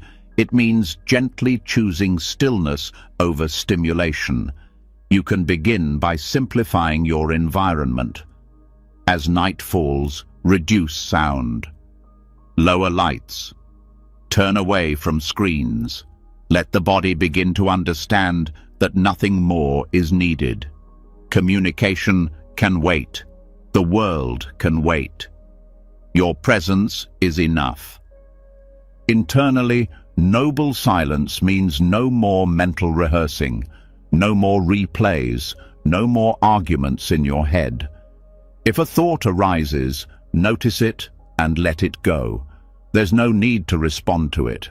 You don't have to form full sentences in your mind. You don't need to solve problems after dark. Make a quiet agreement with yourself that anything not related to peace can wait until morning. This vow of silence also includes emotional stillness. It means not feeding emotional narratives. It doesn't mean suppressing what you feel, but it means refusing to narrate it endlessly. Feelings arise and fade like waves. They don't need explanations. They don't need to be turned into stories. Noble silence honors feeling by holding it with presence instead of commentary. This practice is gentle.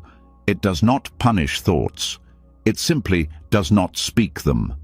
The thoughts may still arise, but you learn to not follow them with your attention. They are like birds flying across the sky. They come. They pass. You don't need to describe them. You don't need to name each one. You just let them be. Over time, noble silence becomes not just a discipline, but a relief.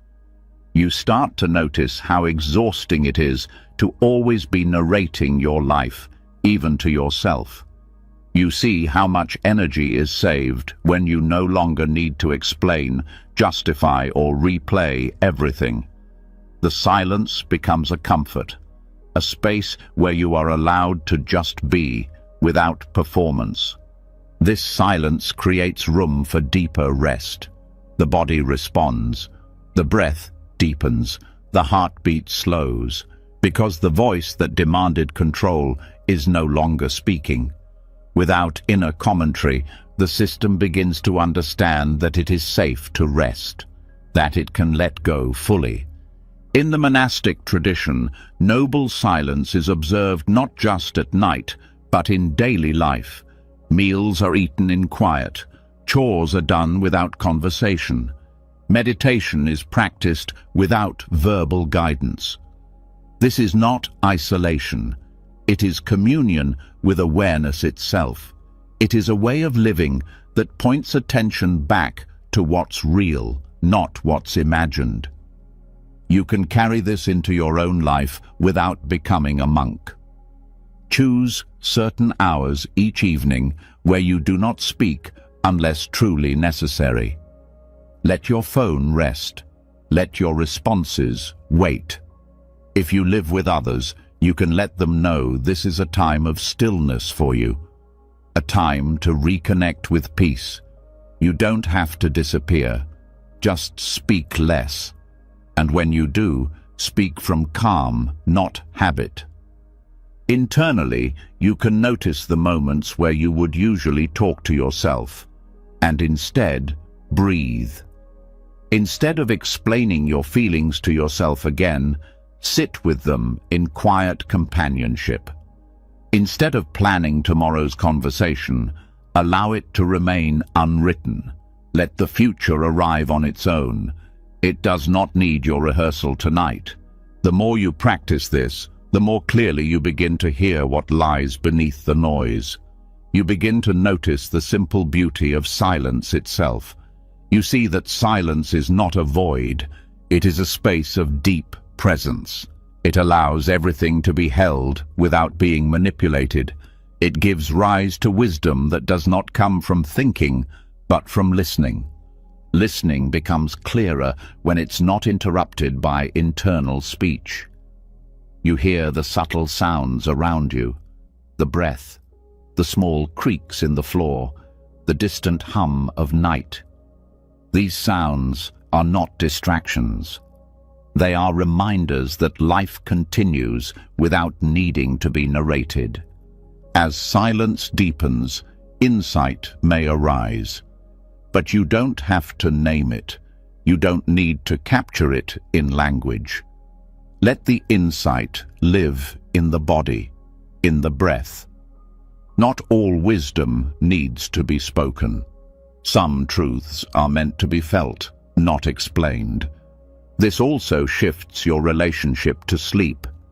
Instead of seeing sleep as the end of the day, it becomes the continuation of silence. A silence so deep that even thought fades, that even form dissolves. Noble silence prepares you for this. It is a training for release, a gentle descent into quiet that holds nothing and resists nothing. If you wake up in the night, you can return to this vow. You don't need to start the narrative again. You don't need to recount the time or solve anything. You can re-enter silence. The vow can be renewed each moment. It is not rigid. It is a doorway. This vow is not a burden. It is a kindness to yourself, to your mind, to your nervous system. You've done enough thinking, enough explaining, enough trying to fix. Now you are allowed to rest in stillness. Let this be your commitment for the night, that you will not add more words to the day, not with your voice, not in your mind, that you will allow quiet to hold you, that you will trust silence to do its work. The world will still be here in the morning. The problems will wait. The conversations can happen then. But tonight, silence is your sanctuary. Let it deepen. Let it surround you. Let it become the language of your sleep. The silence has settled in, not just around you, but within. Words are no longer needed. The urge to explain, fix, and prove has softened. You've seen how noise, spoken and unspoken, keeps the heart restless. And now that you've stepped into stillness, you can begin to see what that stillness reveals. What shows up when everything else gets quiet is not always easy, but it's real. And sometimes what's most real is what we spend our days avoiding. The things we pretend not to see. The truths we look away from because they feel too large, too final, too confronting. Yet these are often the truths that open the deepest peace. The truths that make every breath more precious, every moment more vivid. In the Buddhist tradition, there is a teaching about the heavenly messengers. They aren't supernatural beings. They are everyday realities that carry the wisdom most people try to avoid. They are sickness, aging, and death. The Buddha himself spoke of these not as tragedies, but as reminders, messengers that wake us from the sleep of denial. They show us what is fragile, not to scare us, but to help us see what is sacred. At night, when distractions fade and the mind turns inward, these messengers can be invited in, not as threats, but as teachers. The first is sickness. It doesn't mean something is wrong with you now. It simply means that the body is not invincible. It changes, it weakens, it heals, it breaks. It carries you through each day, and yet it's never under full control. Even when you feel strong, you are vulnerable. That's not a failure. It's the nature of this form. And recognizing that truth can bring a deep and humble kind of gratitude. Often, during the day, we take our functioning for granted, the ability to move, to breathe without effort, to digest food, to walk, to speak. These are not guaranteed. When we reflect on sickness, we don't focus on fear, we focus on appreciation. This body may ache, it may be tired, it may carry pain, but tonight it still breathes.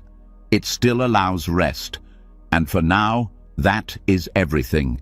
You can bring gentle awareness to any part of the body that feels discomfort, not to resist it, not to analyze it, but to witness it with respect, to say quietly, this too is part of being alive, this too is welcome.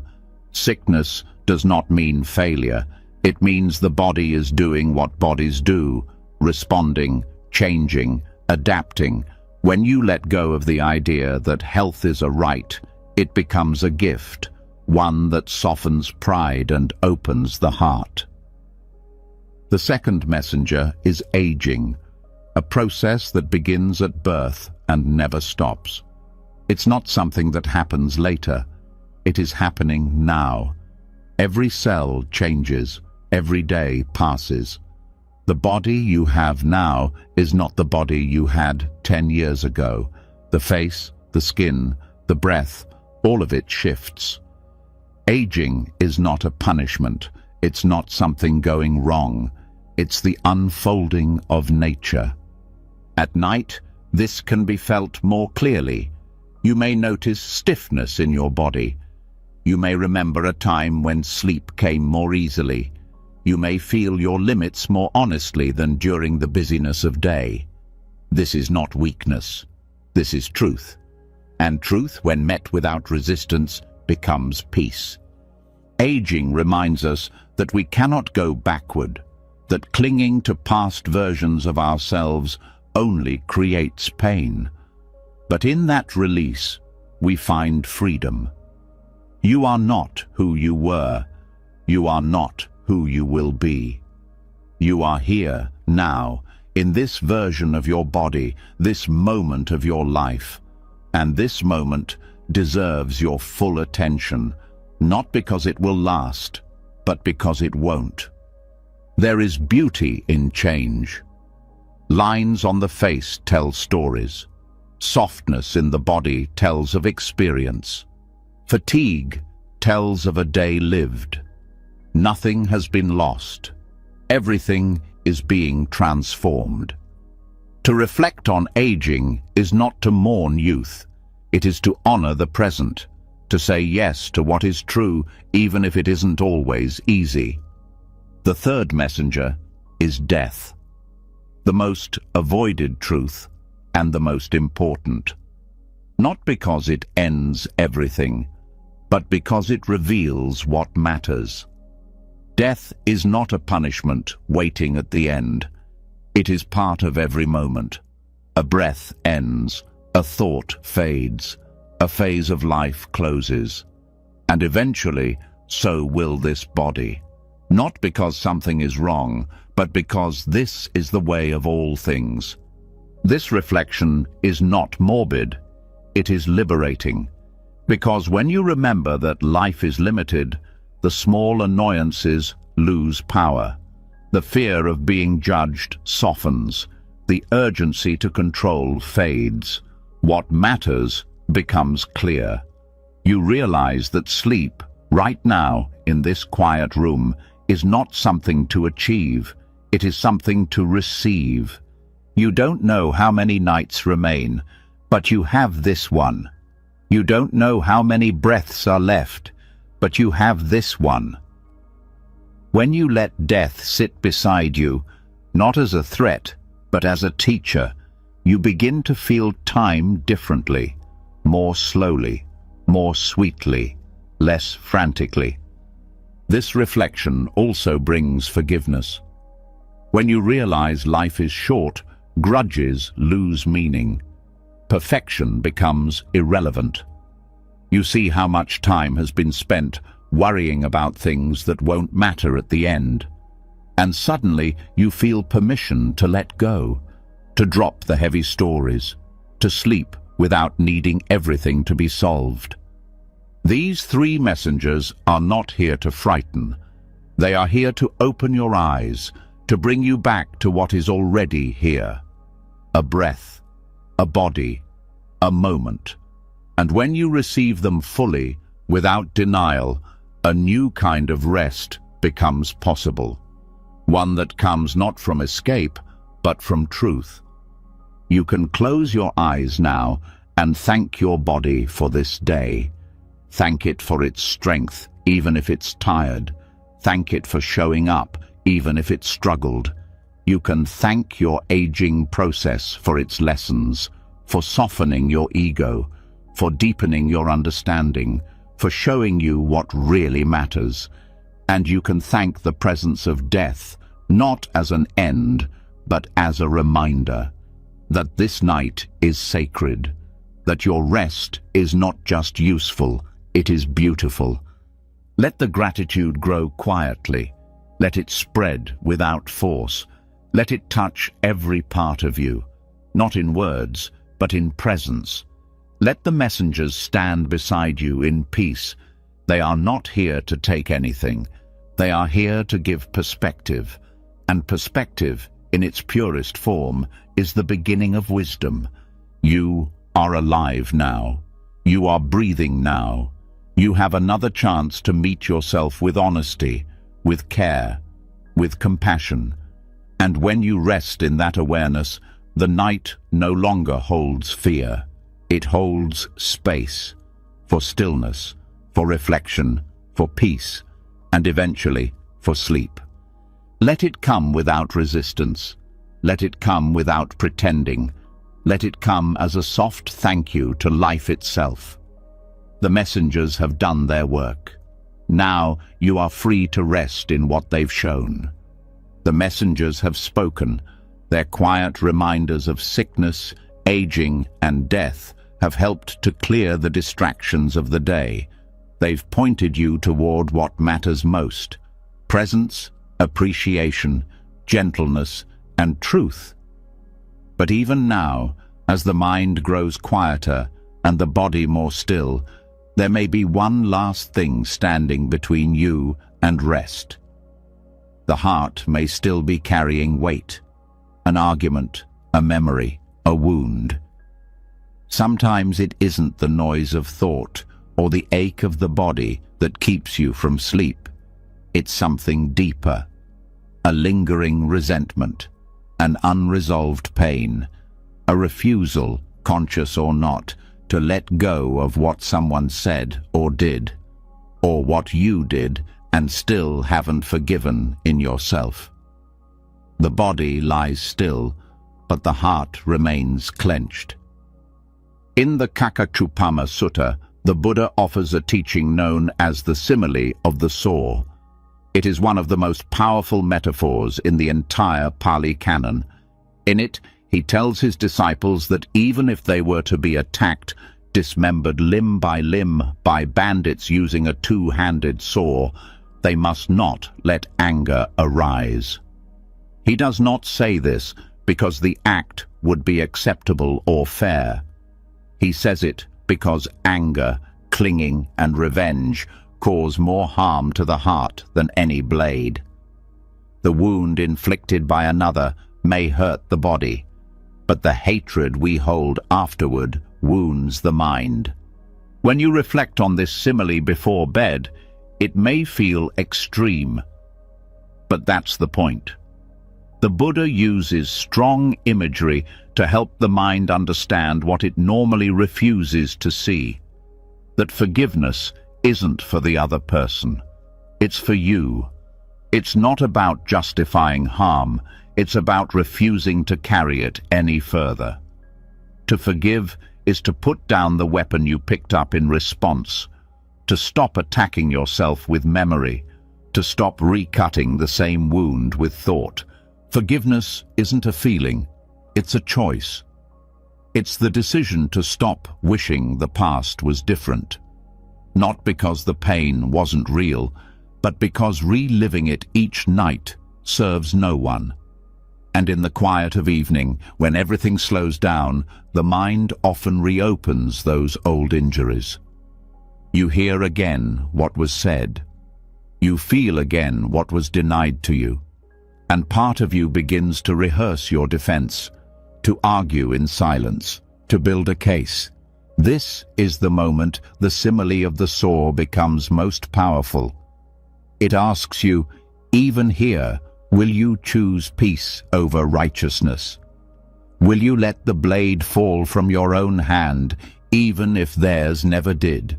Because no one else is keeping you awake now. The person who hurt you is not in the room.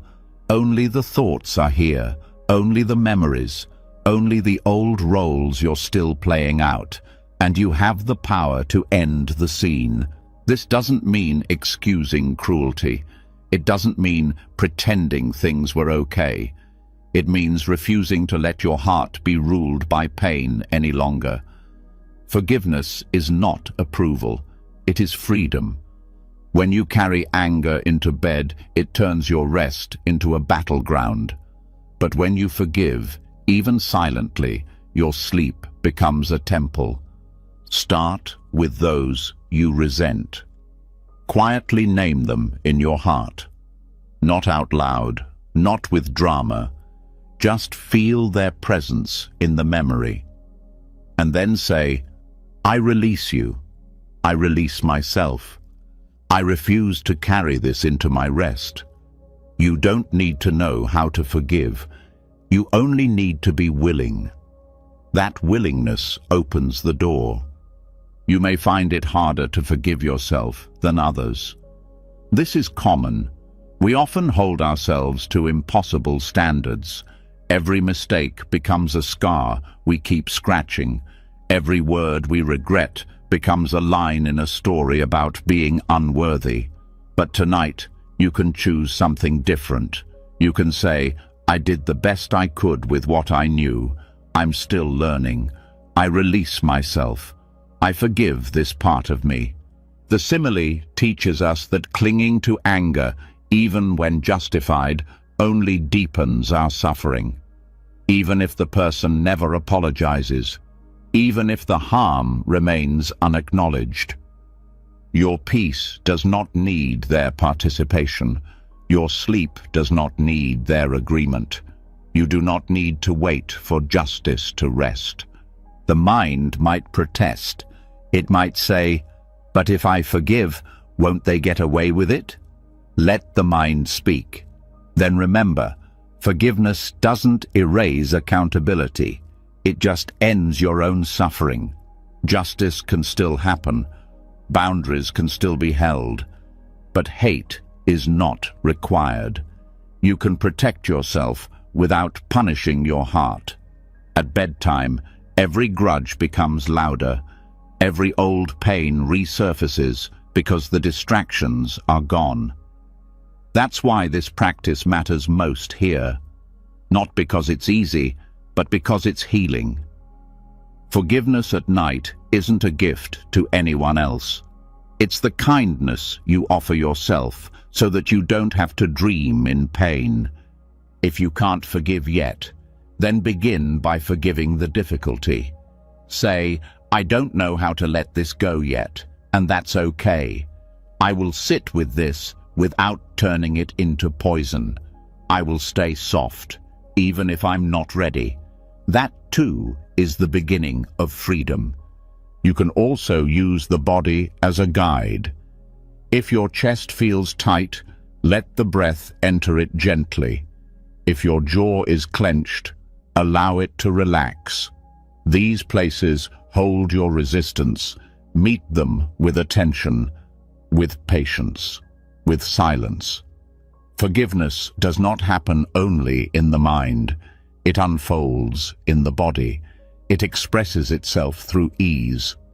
The more you practice this, the more you realize how much energy goes into keeping anger alive. You begin to see how tiring it is to keep a record of every wrong, to rehearse every insult, to define yourself by old wounds. And one night, when the heart is ready, you may feel something drop away, a tension you didn't realize was there, a story you no longer need, a name that no longer brings pain. That is the moment the simile fulfills its purpose. You see clearly that peace was never about what happened. It was always about how long you kept holding it. You put down the saw, you step out of the old scene, and finally, your heart is free to rest. Let this be your closing act tonight. Not a conversation, not an explanation, just a silent offering. I forgive what I can. I hold gently what I cannot. I choose peace over memory. I choose rest over rumination. And I offer this sleep to something greater than pain. There is nothing more to do now. No fight to replay. No punishment to carry. Let the night be soft. Let the breath be slow. Let the heart be light. And let sleep come, not because everything is perfect, but because you are no longer trying to make it so. You have chosen forgiveness, and that is enough. The heart has softened with forgiveness. You've put down the old stories, the sharp edges, the weight of what was never yours to keep. You've chosen peace, not because the past is resolved, but because you've stopped letting it own your rest. And now, in this space of letting go, you arrive at a threshold, one you cross every night without noticing. A moment so familiar you forget how mysterious it truly is. The moment when you fall asleep. The crossing from waking to not waking. The end of everything you were today. The beginning of something you cannot yet name. Sleep is not just rest. It is release. It is surrender. It is its own kind of ending. And with every ending, something new waits quietly on the other side. In Buddhist teaching, the process of rebirth is not only about what happens after death, it's also about what happens right here, in this very life, from moment to moment. You are being reborn all the time, in every thought, in every shift of mood, in every intention you set. And sleep is one of the most profound expressions of this cycle. Every time you close your eyes, something in you ends. Identity dissolves. The thinking mind fades. Control slips away. It is a rehearsal for the deepest release you will ever experience. Many people fear death because it seems unknown, but they overlook that they practice it every night. They fear letting go, yet they let go daily. They believe death is a one-time event, but it is reflected in every transition, every silence, every surrender. When you begin to look at sleep this way, it becomes more than a biological need. It becomes a teacher. Sleep mirrors death, not because it's dangerous, but because it reveals what you're really holding on to. It asks you to stop, to release your name, your schedule, your relationships, your identity, to hand over the steering wheel. This is why insomnia often comes when the mind is grasping tightly, because sleep cannot be forced. It only arrives when you let everything else go. But if sleep is death in miniature, then waking is rebirth. Each morning, you return to form. You remember who you are. You re-enter your body, your personality, your memories. And with that return, you also have the opportunity to begin again. Not as the person you were yesterday, but as someone new. Someone shaped by the insights of silence, by the deep reset that happens when the mind is no longer clinging. To embrace this view is to change your entire relationship with the night. You stop dreading sleep. You stop resisting it. You stop seeing it as something to conquer. Instead, you recognize it as sacred, as a pause in the cycle of becoming, as a soft reset that mirrors the great letting go that comes for everyone eventually. This reflection doesn't need to be dramatic. It just needs to be clear. As you lie down, you can say to yourself, "Now I release today." Not because it was bad, not because it's over, but because it no longer needs to be carried. The same way breath enters and exits, the day has come and gone. Clinging to it only interrupts the deeper rhythm your body is already following. There's a quiet power in understanding that every sleep is a kind of letting go of self. And if you can do this willingly, you become less afraid of change, less controlled by the idea of continuity, less defined by the idea that you are only one thing. Sleep teaches you that identity can be paused, that awareness can shift, that control is not needed for safety. And there's peace in knowing that even in sleep, something continues. The body breathes, the heart beats, the mind dreams. Consciousness does not disappear. It moves through another landscape, one without effort, one without narrative, one that you return from with a kind of clarity that can't be found while awake. This is why the Buddha taught so often about impermanence and renewal, not just in metaphysical terms, but in everyday life. Because the more you see these cycles, the more you live with lightness, the more you realize that nothing is truly fixed, not your fears, not your habits, not your mistakes. Every ending is an opening. Every night is an invitation to reset not just your body, but your view. There is also a gentle humility that comes with this understanding. You realize that no matter how hard you try, you cannot force yourself to stay awake forever. Sleep will come. The same way death comes. Not because you've failed, but because that's how life works. All things cycle, all forms change. Resistance only makes the process heavier. And so each night becomes an opportunity to practice surrender with grace, not as a loss, but as a return, not as a failure, but as a natural rhythm.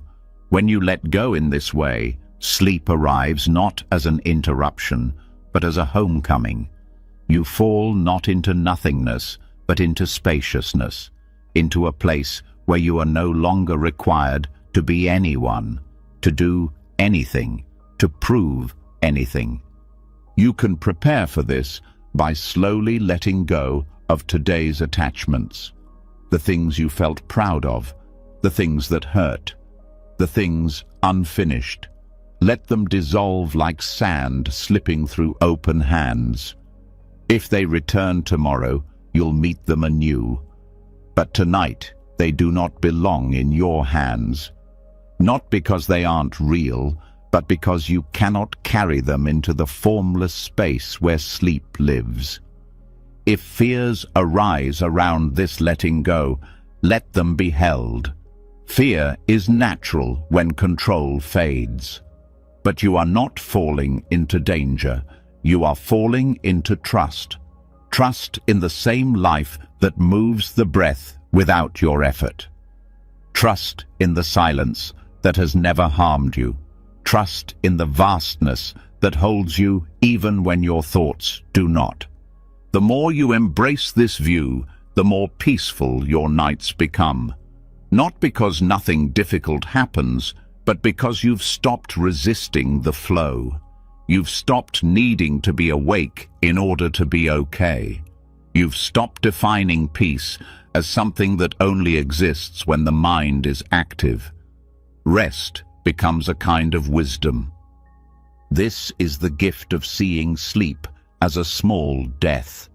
You remember that nothing is forever. that not every part of the day must be resolved, that not every part of you needs to remain.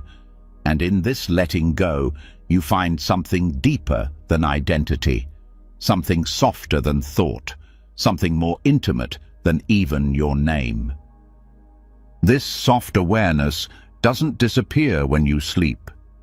It remains, and when you wake, it comes back with you, carried in your breath, in your posture, in the way you treat the first moment of morning. Rebirth isn't always grand. Sometimes it's subtle. Sometimes it's simply choosing to wake up without dragging yesterday behind you. As you prepare now to rest, let this become your final reflection. This moment is both an ending and a beginning. You are dissolving the version of yourself that lived through today, and that's okay. You are not vanishing. You are cycling. You are returning. You are surrendering to the part of life that asks for no effort. Let the breath deepen. Let the body sink. Let the thoughts loosen. You do not need to understand where you are going. You only need to allow the going. Trust the process. Trust the rhythm. Trust the letting go. And when sleep arrives, let it be the softest death you've ever known. One without fear. One without resistance. One filled with the quiet freedom of beginning again. You've now touched the deeper rhythm of surrender. The quiet recognition that each night something ends and something begins. You've begun to see sleep not as absence, but as return. Not as a gap, but as a moment of renewal. And within that gentle letting go, something else often rises, subtle, persistent, and hard to silence. The drive to prove, the need to succeed, the craving to be someone. Even in the softness of night, this pattern can remain. It shows up in the form of unfinished goals, unspoken doubts, comparison, pressure. It doesn't scream. It whispers. It says, "You haven't done enough. You must do more. You can't rest yet." This is the wind that unsettles the heart, and it is not new. The Buddha spoke about it directly. He called them the 8 worldly winds: gain and loss, praise and blame, pleasure and pain, fame and disrepute. These 8 conditions move through every life. No one escapes them. No amount of control, intelligence, or effort can hold them still. They blow constantly, sometimes in your favor, sometimes against you, but always in motion. When you lie down at night, these winds often return in thought. Did I do enough? Did I fail or succeed? Was I seen, valued, acknowledged? Will they still respect me? Do I deserve to rest? This inner commentary is not random. It is shaped by the winds, and the more you attach to these shifting outcomes, the more disturbed your sleep becomes. Begin by noticing which of these winds has stirred your mind today. Perhaps you experienced gain. Something went well. Something was accomplished. The mind clings to that, hoping it will last. Or perhaps there was loss, a missed opportunity, a setback, a disappointment. The mind spins, trying to rewrite it. Both bring tension, one in the form of grasping, the other in the form of resistance. Praise can feel intoxicating, but it also creates pressure. If others liked what you did, will they still like you tomorrow? Will you meet their expectations again? The craving for praise quickly turns into fear of blame, and even when blame is not present, the fear of it is enough to keep the body alert long after it needs rest. Pleasure is fleeting. but the mind tries to hold on to it. The good conversation, the moment of laughter, the small success. It wants to relive it. It wants to protect it. This, too, stirs the mind. And when pain arises, emotional or physical, the reaction is strong. Why did this happen? How can I make it stop? The resistance becomes the second layer of suffering. Fame doesn't have to mean celebrity. It can be as simple as the desire to be known, recognized, understood, to be relevant, to be admired. And its opposite, disrepute, is the fear of being misunderstood, dismissed, ignored. At night, both these winds can circle the mind. You replay what you said. You imagine how others perceived you. You construct stories that either validate or condemn your worth. But the Buddha's teaching is clear. These winds come and go. They are not personal. They are conditions of the world. If you attach to them, you suffer. If you cling to gain, loss will disturb you. If you chase praise, blame will crush you. If you seek only pleasure, pain will become unbearable.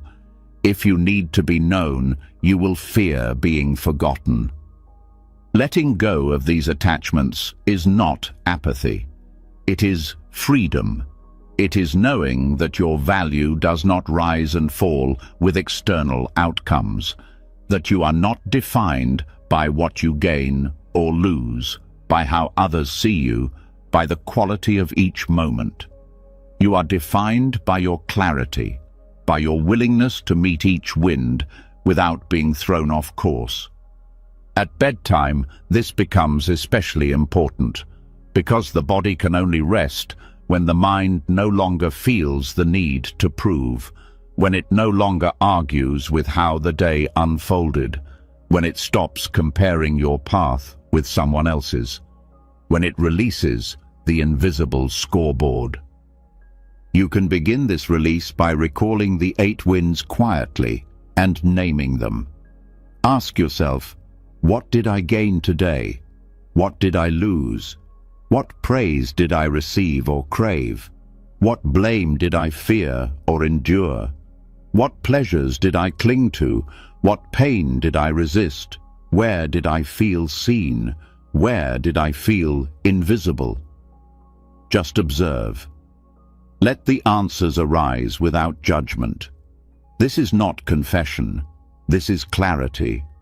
Then say inwardly, these are not who I am. These are conditions. They come, they go. They do not own me. Let the truth of this sink into the body. Let the tension begin to unravel. Let the pressure to achieve dissolve in the silence of presence. This reflection is not meant to empty you. It's meant to ground you, to bring you back to what is steady. Because under the winds, there is always stillness, like the deep ocean beneath the surface waves. That stillness is not shaken by what happens. It does not rise with gain or fall with loss. It is not threatened by blame. It does not crave praise. It just is. Let your breath connect you to that. Let each inhale remind you that you are not lacking. Let each exhale remind you that you are not holding anything.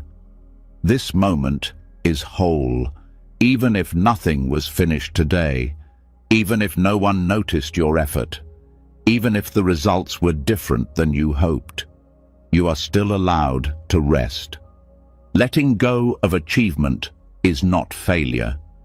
It is remembering that you are not a product, that your worth is not calculated by metrics, that sleep is not a reward. It is a rhythm, it is nature, and it is sacred. This doesn't mean you lose your drive. It means you see it clearly. You act when action is needed. You work when work is wise, but you do not become the work. You do not lose yourself in the winds. You keep one foot on the ground, and you let the winds pass. Tonight, you do not need to win. You do not need to fix anything. You do not need to rise above anyone. You do not need to impress. You do not need to hold on to what went well. You do not need to repair what went wrong. You only need to be here. The winds may still blow, but you do not have to chase or run. You can rest where you are, safe, unmoved, steady in your presence. And from this place, sleep comes, not because everything is complete, but because you are no longer spinning. The world will spin on its own. Let it. You have stepped out of the cycle, if only for tonight. You have remembered that you are not what happens to you. You are not your gains. You are not your losses. You are not your praise or your pain. You are the one who sees clearly, and that is more than enough. Let yourself rest in that truth now. You've just released the weight of worldly winds. You've seen how the mind, even in the silence of night, can be pushed and pulled by gain and loss, praise and blame, craving and resistance. You've felt what it's like to step out of those currents and rest in something deeper, more stable, untouched by comparison. And in that stillness, something else begins to stir.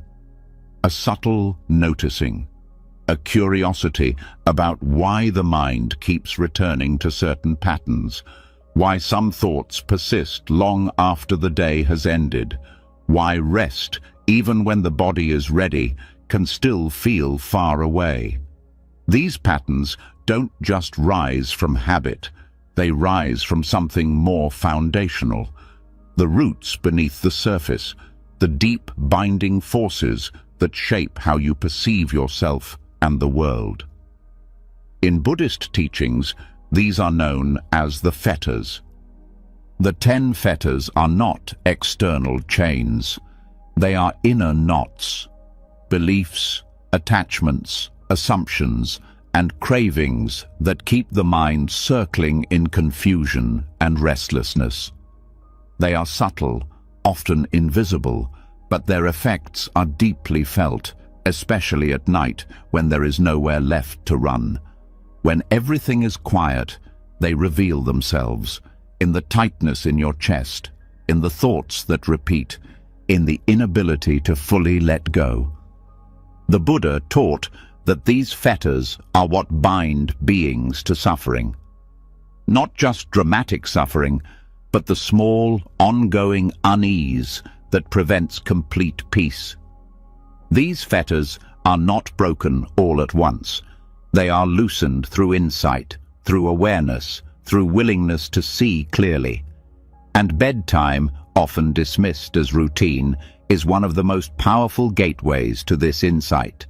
Because at night, the pretending stops. You are not distracted, you are not performing, you are simply here, face to face with the truth of your own mind. The first fetter is belief in a fixed self. The idea that there is a solid, unchanging identity at the center of your experience. This belief whispers that you are your roles, your thoughts, your story. And when sleep doesn't come, this belief gets louder. Why can't I relax? What's wrong with me? I should be better at this. These thoughts seem personal, but they are habits of a self-image that's never been questioned. When you release this belief, even slightly, rest becomes easier, because there is no one left to perform, no self to defend. Just awareness, gently dissolving into stillness. The second fetter is doubt, not healthy questioning, but paralyzing uncertainty, a mind that cannot settle because it's always unsure. Is this working? Will I sleep? Am I doing this right? This doubt keeps the mind circling, but doubt fades when you learn to trust direct experience. The breath is here, the body is resting, the practice is unfolding. You don't need to understand everything, you only need to stay with what's real. The third fetter is attachment to rules and rituals. This isn't about discipline, it's about rigidity, the belief that peace only comes if conditions are perfect. A specific pillow, the right routine, total silence. These attachments create pressure. The mind becomes tight, not relaxed. When you loosen this fetter, you become more flexible. You rest, not because everything is controlled, but because you've stopped needing control. The fourth fetter is sensual craving. This is not just about pleasure. It's the mind's grasping at stimulation, wanting more comfort, more excitement, more input. Even in bed, the craving doesn't stop. Maybe one more video, one more scroll, one more snack. But the craving never ends. It only delays rest. When you meet this craving with awareness, you see its emptiness, and you discover that peace is already here, beneath the wanting. The fifth fetter is ill will, a subtle pushing away, a resistance to discomfort, to others, to the self. At night, this can show up as frustration. Why am I still awake? Why did that person treat me like that? These thoughts seem justified, but they keep the heart tense. Forgiveness loosens this fetter, not as a favor to others, but as a gift to your own peace. The sixth is craving for form existence, a deep attachment to being someone in a particular way, wanting to be recognized, remembered, understood. Even when alone, the mind may still perform, still imagine how others perceive you. This is exhausting. Sleep becomes difficult because the act never ends. But when you let go of the need to be someone, even for a moment, a deep rest becomes possible. The seventh fetter is craving for formless existence. This is more subtle. It shows up as a desire to escape, to disappear, to transcend the body or the moment. It's the mind seeking something beyond now. Even spiritual seeking can become this craving, but peace does not come from escape. It comes from fully inhabiting this moment as it is. The eighth is conceit, not arrogance, but comparison, the constant measuring of self against others. Am I progressing? Do others sleep better? Am I falling behind? This comparison is endless. It keeps the heart closed, the mind divided. But when you drop the measuring stick, you return to your own breath, your own path, and that is always enough. The ninth fetter is restlessness, the inability to settle, the feeling that something is missing even when everything seems fine. This is often what keeps the body awake, even when the day is over. It's not a thought, it's a hum, a background buzz of discontent. This is where mindfulness enters as medicine. Each breath, each sensation, a way of slowing down, of saying, "This is enough. I am enough." The 10th and final fetter is ignorance. Not lack of knowledge, but lack of clear seeing. The mind that forgets how things truly are. That thinks things are permanent when they are not. That mistakes thoughts for truth. That believes sleep must be earned. When ignorance fades, understanding grows. You see that the night is not an enemy, that rest is not something to achieve, that peace is not far away.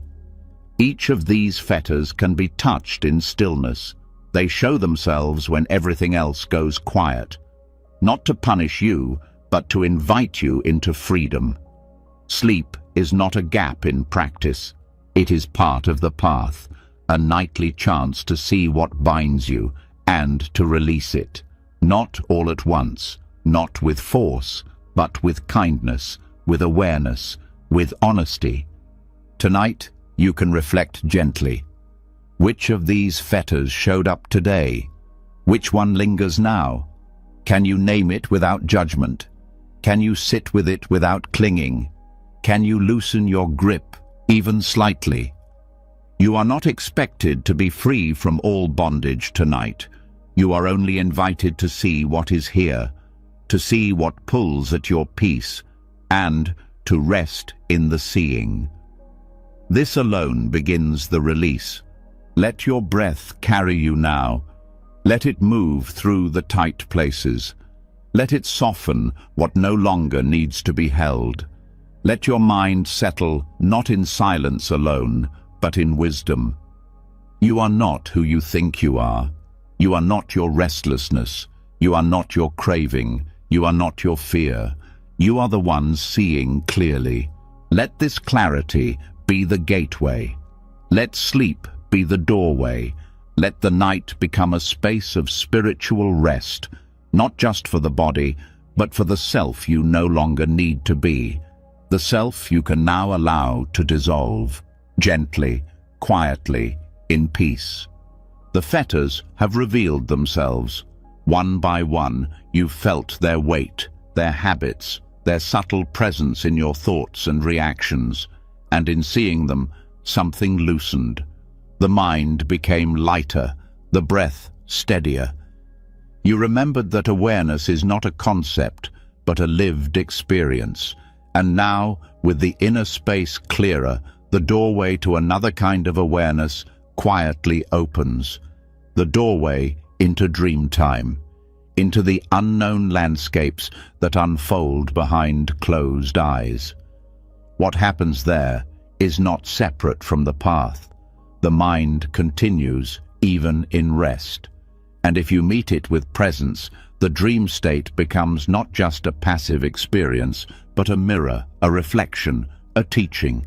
In the Zen tradition, the journey of awakening is captured through a series of 10 illustrations called the ox herding pictures. On the surface, they may seem simple, just a boy looking for an ox. But each image is a profound metaphor for the mind's search for truth. The ox is not a literal animal.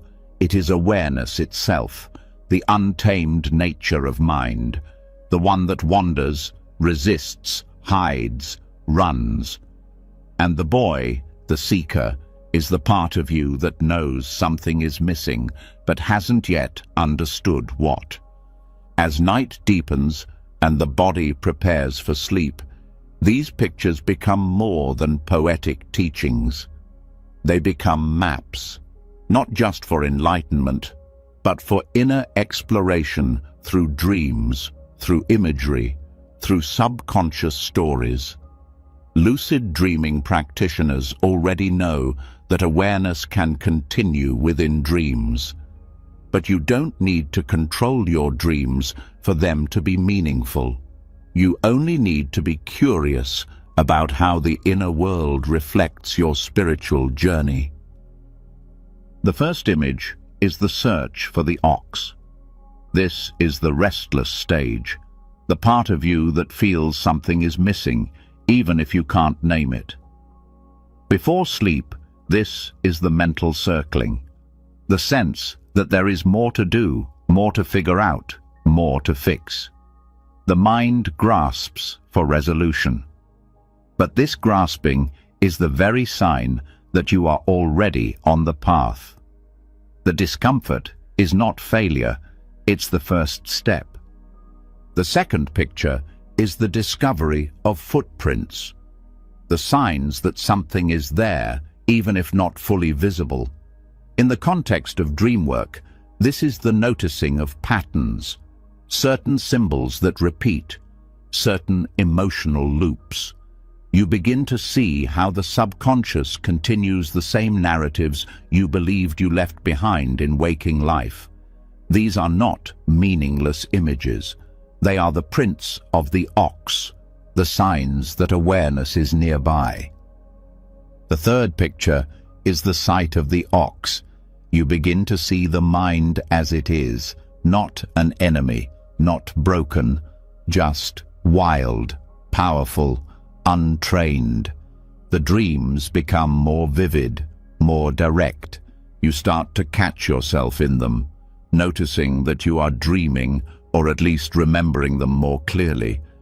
This clarity is not about control, it's about presence. The ox is no longer hiding. In the fourth picture, the boy captures the ox. This is not domination, it is relationship.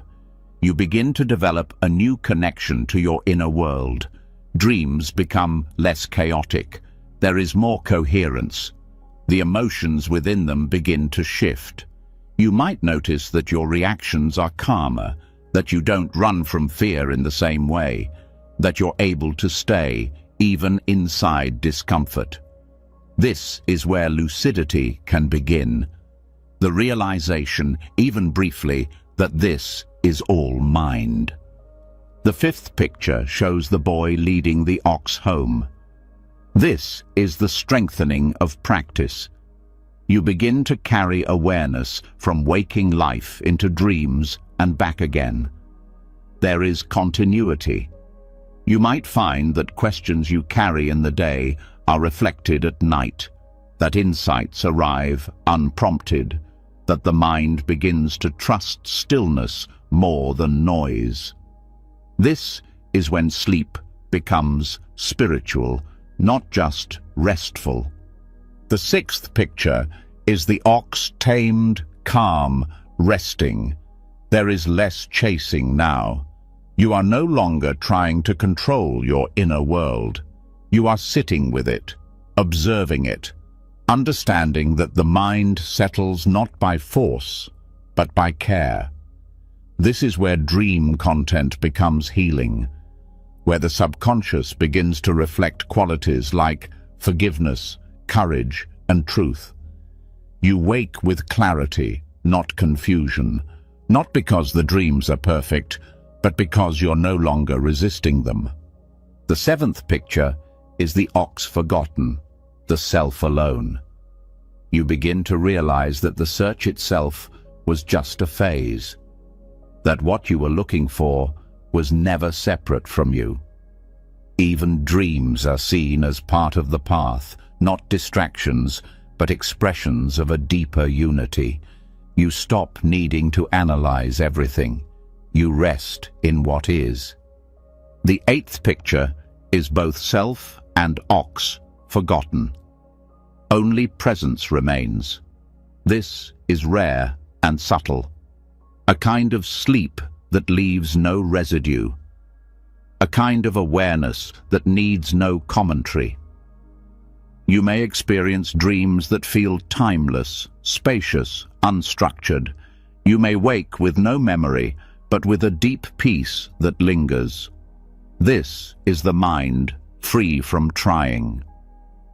The ninth picture returns to the world. The seeker is reconnected with form, but without clinging. You wake up, not trying to escape the day, but ready to meet it. Even if the sleep was short, even if the dreams were strange, you are grounded in presence. You are no longer seeking peace, you are living from it. The 10th picture shows the seeker laughing, walking into the village with open hands. The journey is complete. Not because everything is known, but because nothing needs to be controlled. Even the unknown is welcomed. This is what it means to use sleep as practice, not as escape, but as integration. You don't need to memorize these images. You don't need to study them deeply tonight. You only need to let their message settle into your system.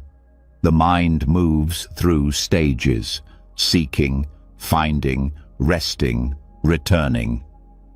This is true in meditation, in life, and in dreams. Tonight, As you drift into sleep, know that your awareness doesn't end. It changes form. It enters a different field. And if you meet it with curiosity instead of control, it becomes your teacher. Every symbol, every dream character, every emotional tone, these are part of the ox, part of the movement of your own awakening. Let go of the idea that rest must be blank. Let go of the belief that dreams are meaningless. Let the inner world unfold, just as you let the breath unfold. Stay open, stay soft, stay steady. Your sleep is not a break from practice. It is a continuation, a descent into the deeper parts of mind. And with gentleness, presence, and patience, even your dreams can become steps on the path. You are no longer chasing the ox. You are walking with it, into sleep, into truth, into peace. You've now followed the ox into the quiet landscapes of inner experience. You've learned to witness the movement of your own mind, not with force, but with presence.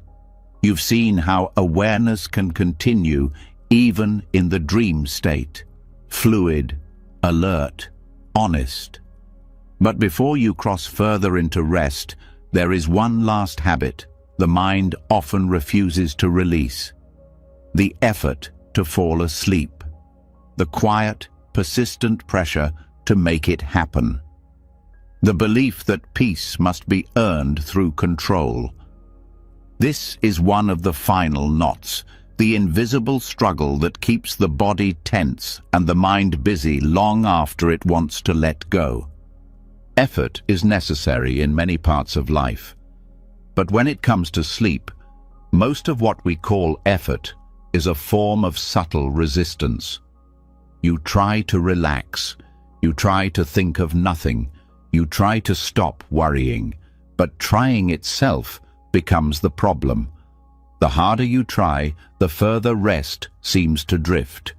You chase it like a shadow, and it keeps slipping away. This is not laziness or weakness. It's a misunderstanding of what effort is meant to be. The Buddha's teaching on right effort, part of the Noble Eightfold Path, brings clarity here. Right effort is not about pushing, it's not about perfection, it's the wise and balanced application of energy. Energy that is gentle, appropriate, and aligned with truth. It knows when to engage and when to let go, when to cultivate and when to rest. And it is this wisdom that makes the difference between effort that supports you and effort that exhausts you. At night, this difference matters most, because the energy you bring into sleep shapes how the body responds. If you bring striving, the body feels it as threat. It stays alert. It watches for results. The breath remains shallow. The nervous system stays guarded. But if you bring the kind of effort rooted in patience and trust, the body receives a different message, that it is safe, that it can release, that there is nothing to prove. Right effort begins with intention, not to force an outcome, but to support conditions. You cannot make sleep happen, but you can cultivate an inner environment that welcomes it. Just like a gardener cannot force a seed to sprout, but can provide water, warmth, and soil.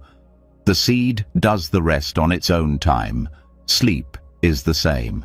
This effort includes turning away from harmful inputs. Not just stimulation or screens, but also self-criticism. The voice that says you should be sleeping by now, that there must be something wrong with you, that this night will ruin tomorrow. These thoughts are not helpful. Right effort notices them without obeying them. It says, "I see you, but I'm not following you tonight." It also includes cultivating helpful states, calmness, compassion, acceptance. When the mind wanders, you guide it back, not by force, but like a parent guiding a child, gently, consistently, without punishment. You redirect the attention to the breath, to the body, to the present moment, and you do it again, as many times as needed. Not because you're failing, but because this is the practice. Right. Effort also means not overexerting. Many people mistake effort for control. They tighten their muscles. They regulate their breathing manually. They try to suppress every thought. But control is not the same as presence. Control creates tension. Presence allows release.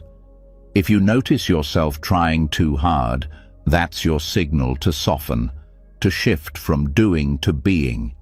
Being does not mean being passive. It means being real. You rest your attention in the breath, not because it will lead to sleep, but because the breath is always true. You feel your body not to fix it, but to know it. You meet your mind as it is, not as you want it to be. This is right effort, the quiet willingness to stay connected without controlling what comes next. There is also a time to stop effort altogether, to let go even of the practice, to allow things to unfold without watching them. This is the final layer of surrender. When effort has done its part, you step back. Not with frustration, with trust. Trust that the system knows what to do. That awareness doesn't need to hold every moment. That rest arrives when you stop waiting for it. In this way, sleep becomes a teacher. It shows you your limits. It mirrors your attachment to outcome.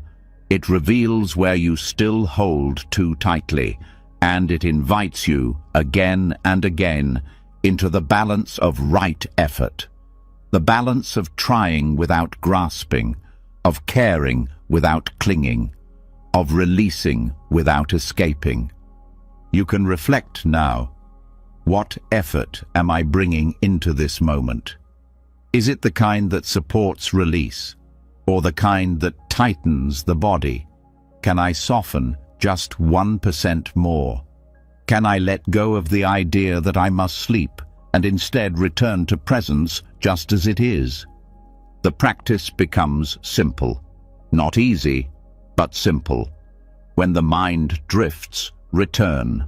When the body tenses, breathe. When thoughts arise, observe. When frustration builds, forgive. Over and over, until the loop dissolves, until there is just being, until effort fades into stillness. This is not passive. This is powerful, because it requires trust in the body, in the process, in life. And trust is one of the most courageous things you can offer yourself. So now, rest in that courage. The courage to not try so hard. The courage to not need to succeed at sleep. The courage to be with what is, without judgment. This is the core of right effort. Balanced, steady, aligned with peace. And from this alignment, rest is not forced. It is allowed. It arises not because you chased it, but because you made space for it. Like clouds parting, like water settling, like breath returning to its natural rhythm. Let yourself remain in that rhythm now, not chasing, not planning, not achieving, just breathing, just resting, just being. And let sleep come as it always has, quietly, in its own time, on its own terms. You are ready. You are safe. You are enough. There is nothing more to do. Let this effort end. Let sleep begin. You've just released the need to force rest. You've dropped the pressure to achieve sleep as if it were a task to complete or a standard to meet. You've touched the deeper rhythm of right effort, wise, balanced, kind to the present moment. And even in that soft letting go, even in the surrender, there may still be something quietly agitating the mind, something not as loud as panic or stress, but persistent enough to keep the system from fully settling. The mind may not be racing, but it's not fully quiet either. You're not resisting the moment, but peace hasn't yet taken its full seat. So what's still here? What keeps the heart from fully opening to rest? In Buddhist psychology, there are 5 mental factors known as the hindrances. These are not defects. They're not personal failures. They are simply habitual energies that obstruct clarity and calm. They tend to arise most obviously during practice, especially in meditation, and especially when you try to rest. You sit, you breathe, you lie down, and suddenly they arrive, each one with its own flavor, each one claiming your attention, each one quietly pushing sleep just out of reach. When you don't understand them, they control you, but when you recognize them clearly, they begin to lose their grip. The first is sensual desire. This isn't limited to physical craving. It's the pull towards stimulation of any kind, the need for more comfort, more pleasure, more distraction. At night, it can show up as the urge to check your phone again, the desire for background noise, the plan to get out of bed for a snack or one last scroll. The mind says, just a little more, promising it will help you relax. But it never does. Sensual desire keeps the attention pointed outward. It convinces you that peace lies in getting something else rather than being with what's already here. To meet this hindrance, don't shame it. See it. Acknowledge the pull. Feel it in the body, the restlessness in the fingers, the urge in the throat or belly, and then gently return. Remind yourself that satisfaction doesn't live at the end of another scroll, that the peace you're looking for is quieter than any screen, simpler than any flavor. Let the breath be enough. Let the stillness hold you, even if the craving lingers. You don't need to satisfy it. You only need to stop obeying it. The second hindrance is ill will, a pushing away, a rejection of what is. It shows up as irritation, frustration, resentment. Not always loud, sometimes subtle. A quiet, "This isn't how it should be," whispered beneath every breath. You might feel it toward the room, the noises outside, your own body, or even yourself. The judgment that says, "Why am I still awake? This is ridiculous. I'm failing again." That inner harshness doesn't resolve the moment. It amplifies the discomfort. To work with ill will, bring in metta, loving kindness, not as a technique, but as a shift in attitude. You can say gently, "This is hard, and I choose to meet it with care." You can feel the tension in your jaw or chest and breathe into it without trying to fix it. Just stay. Just soften. Remind yourself that nothing needs to be perfect, that this moment is already good enough to hold you. You're not wrong for feeling what you feel, but you don't have to keep feeding the fight. The third hindrance is sloth and torpor. This one is tricky, because at bedtime, sleepiness seems natural. But this hindrance is not about healthy fatigue. It's about a foggy, dull, heavy mind. A mental laziness that pretends to be rest, but actually blocks deep relaxation. You may feel like you're drifting, but not really landing. like the mind is disengaged rather than truly still. This hindrance often arises when awareness has faded, when mindfulness has become too weak to stay present. The antidote here is gentle re-engagement, not force, just a slight return of interest. You can focus more clearly on the breath. You can bring attention to the sensations of the body on the bed. You can ask yourself, am I truly resting, or am I escaping awareness? Bring just enough clarity back to the moment, not to wake up, but to wake into the experience of rest itself.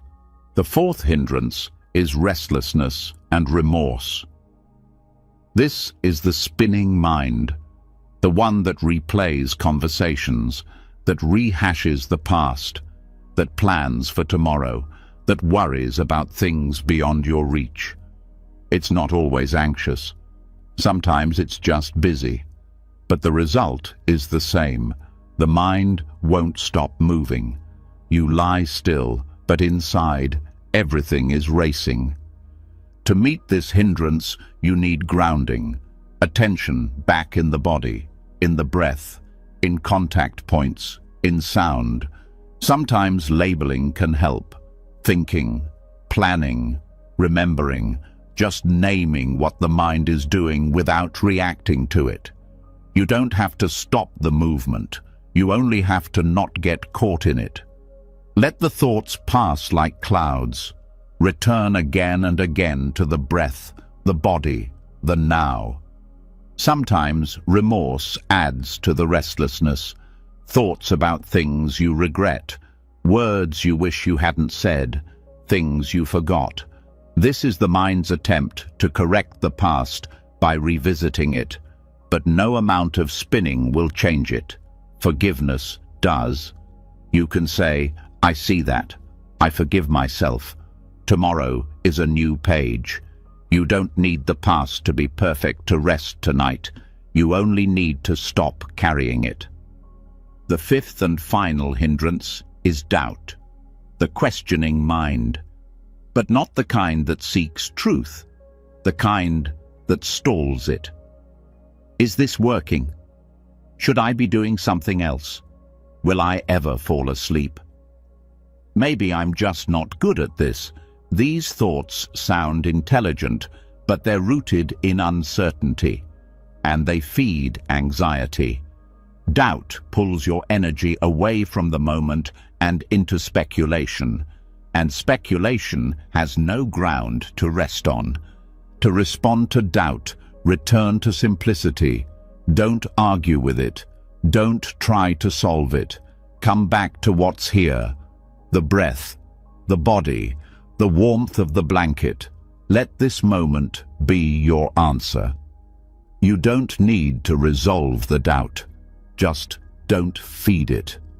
You can say inwardly, I don't need to know. I only need to stay. All 5 hindrances arise from a misunderstanding of what it means to rest. They believe peace is something you earn, something you get, something you control. But rest is what remains when the grasping stops, when the mind stops arguing, when you stop needing things to be different. There is no need to eliminate the hindrances entirely.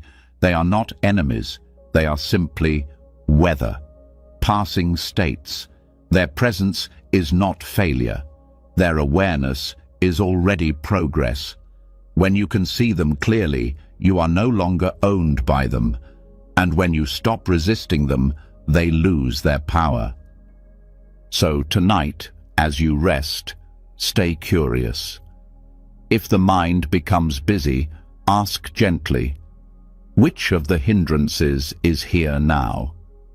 Not to judge it, just to name it, and then breathe. Feel the bed. Let your body be your home. Let your breath be your anchor. Let your awareness stay close.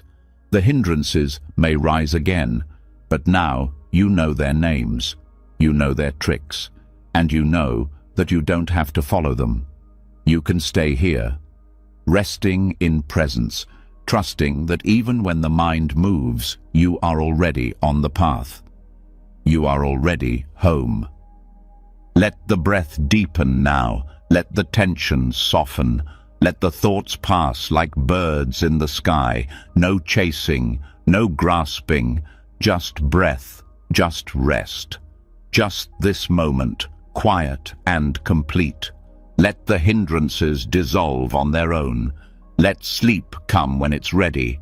There is nothing to fix, nothing to force, only presence and peace.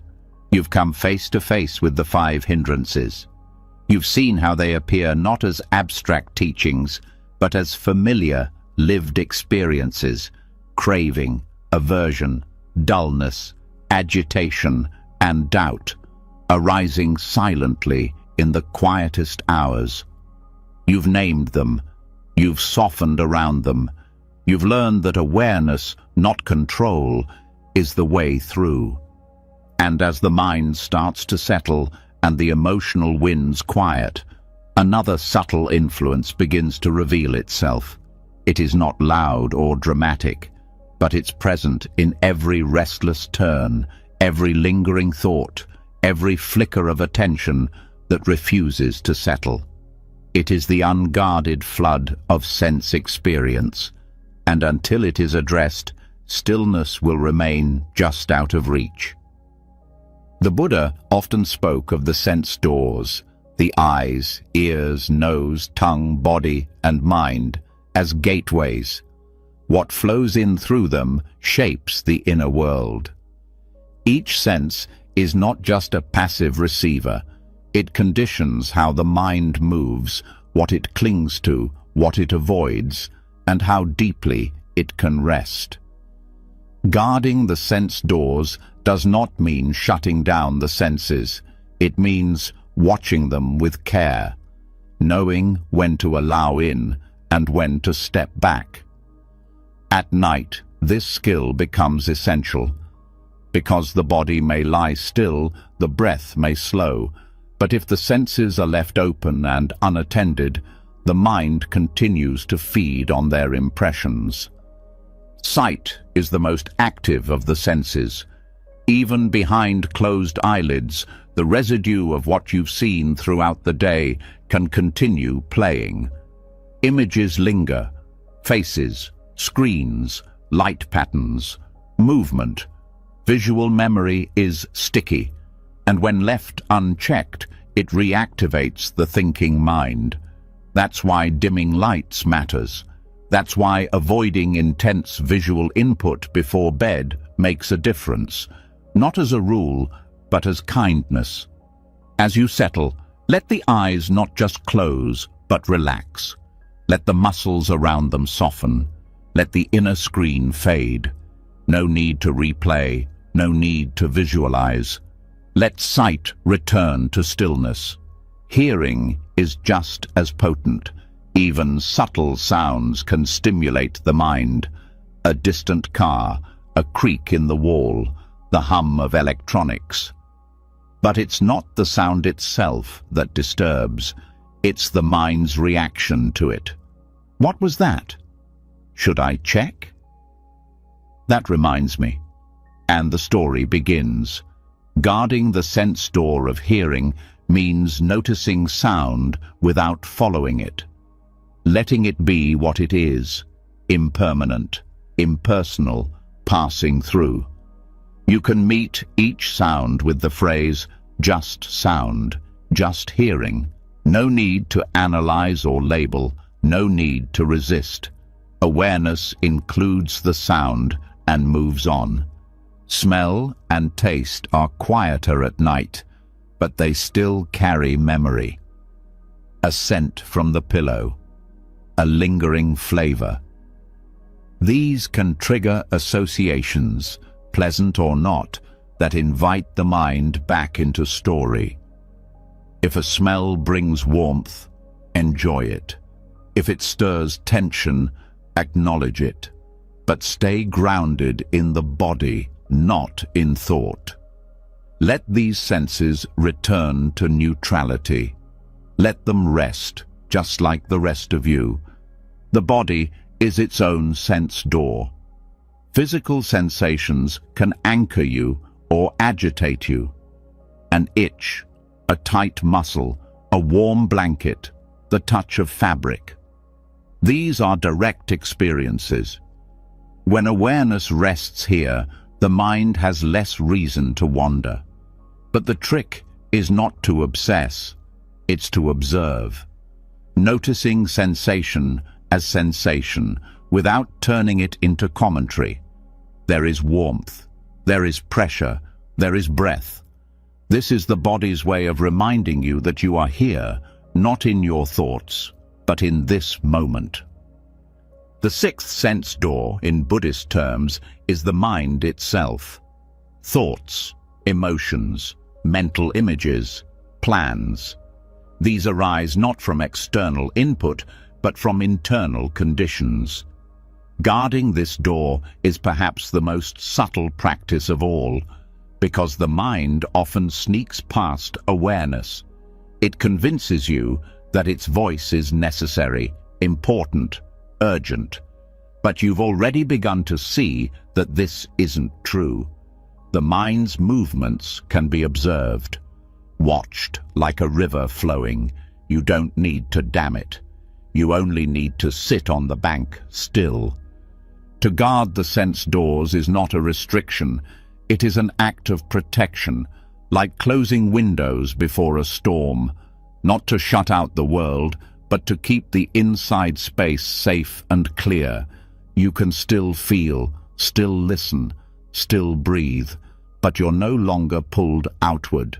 Your energy returns to its center. This practice is not about fear, it is about discernment. Knowing what leads to peace and what leads to more thinking. What settles the nervous system and what activates it. You begin to choose, not through control, but through wisdom. You don't need to fix everything. You only need to be clear about what you allow your attention to feed on.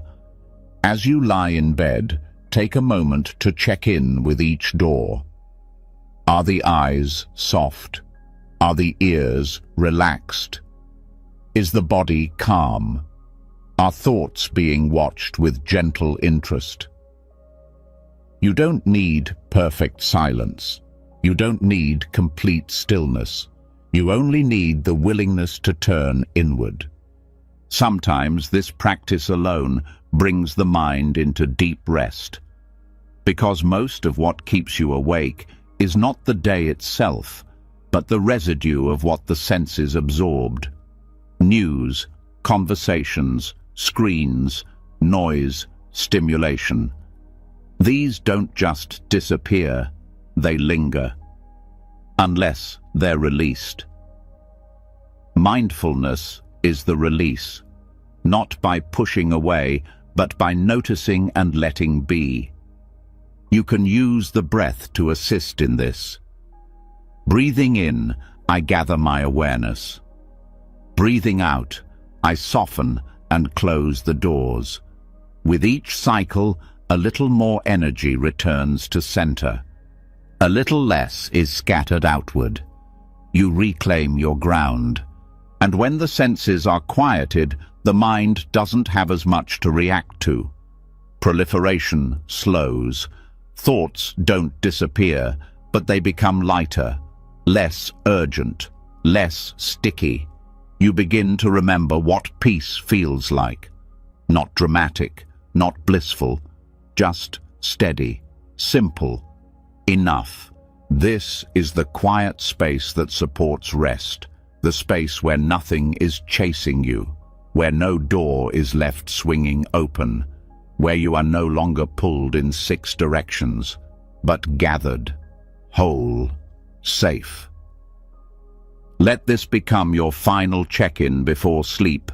Not a task, not a ritual, just awareness gently scanning, closing what's open, soothing what's stirred, returning home.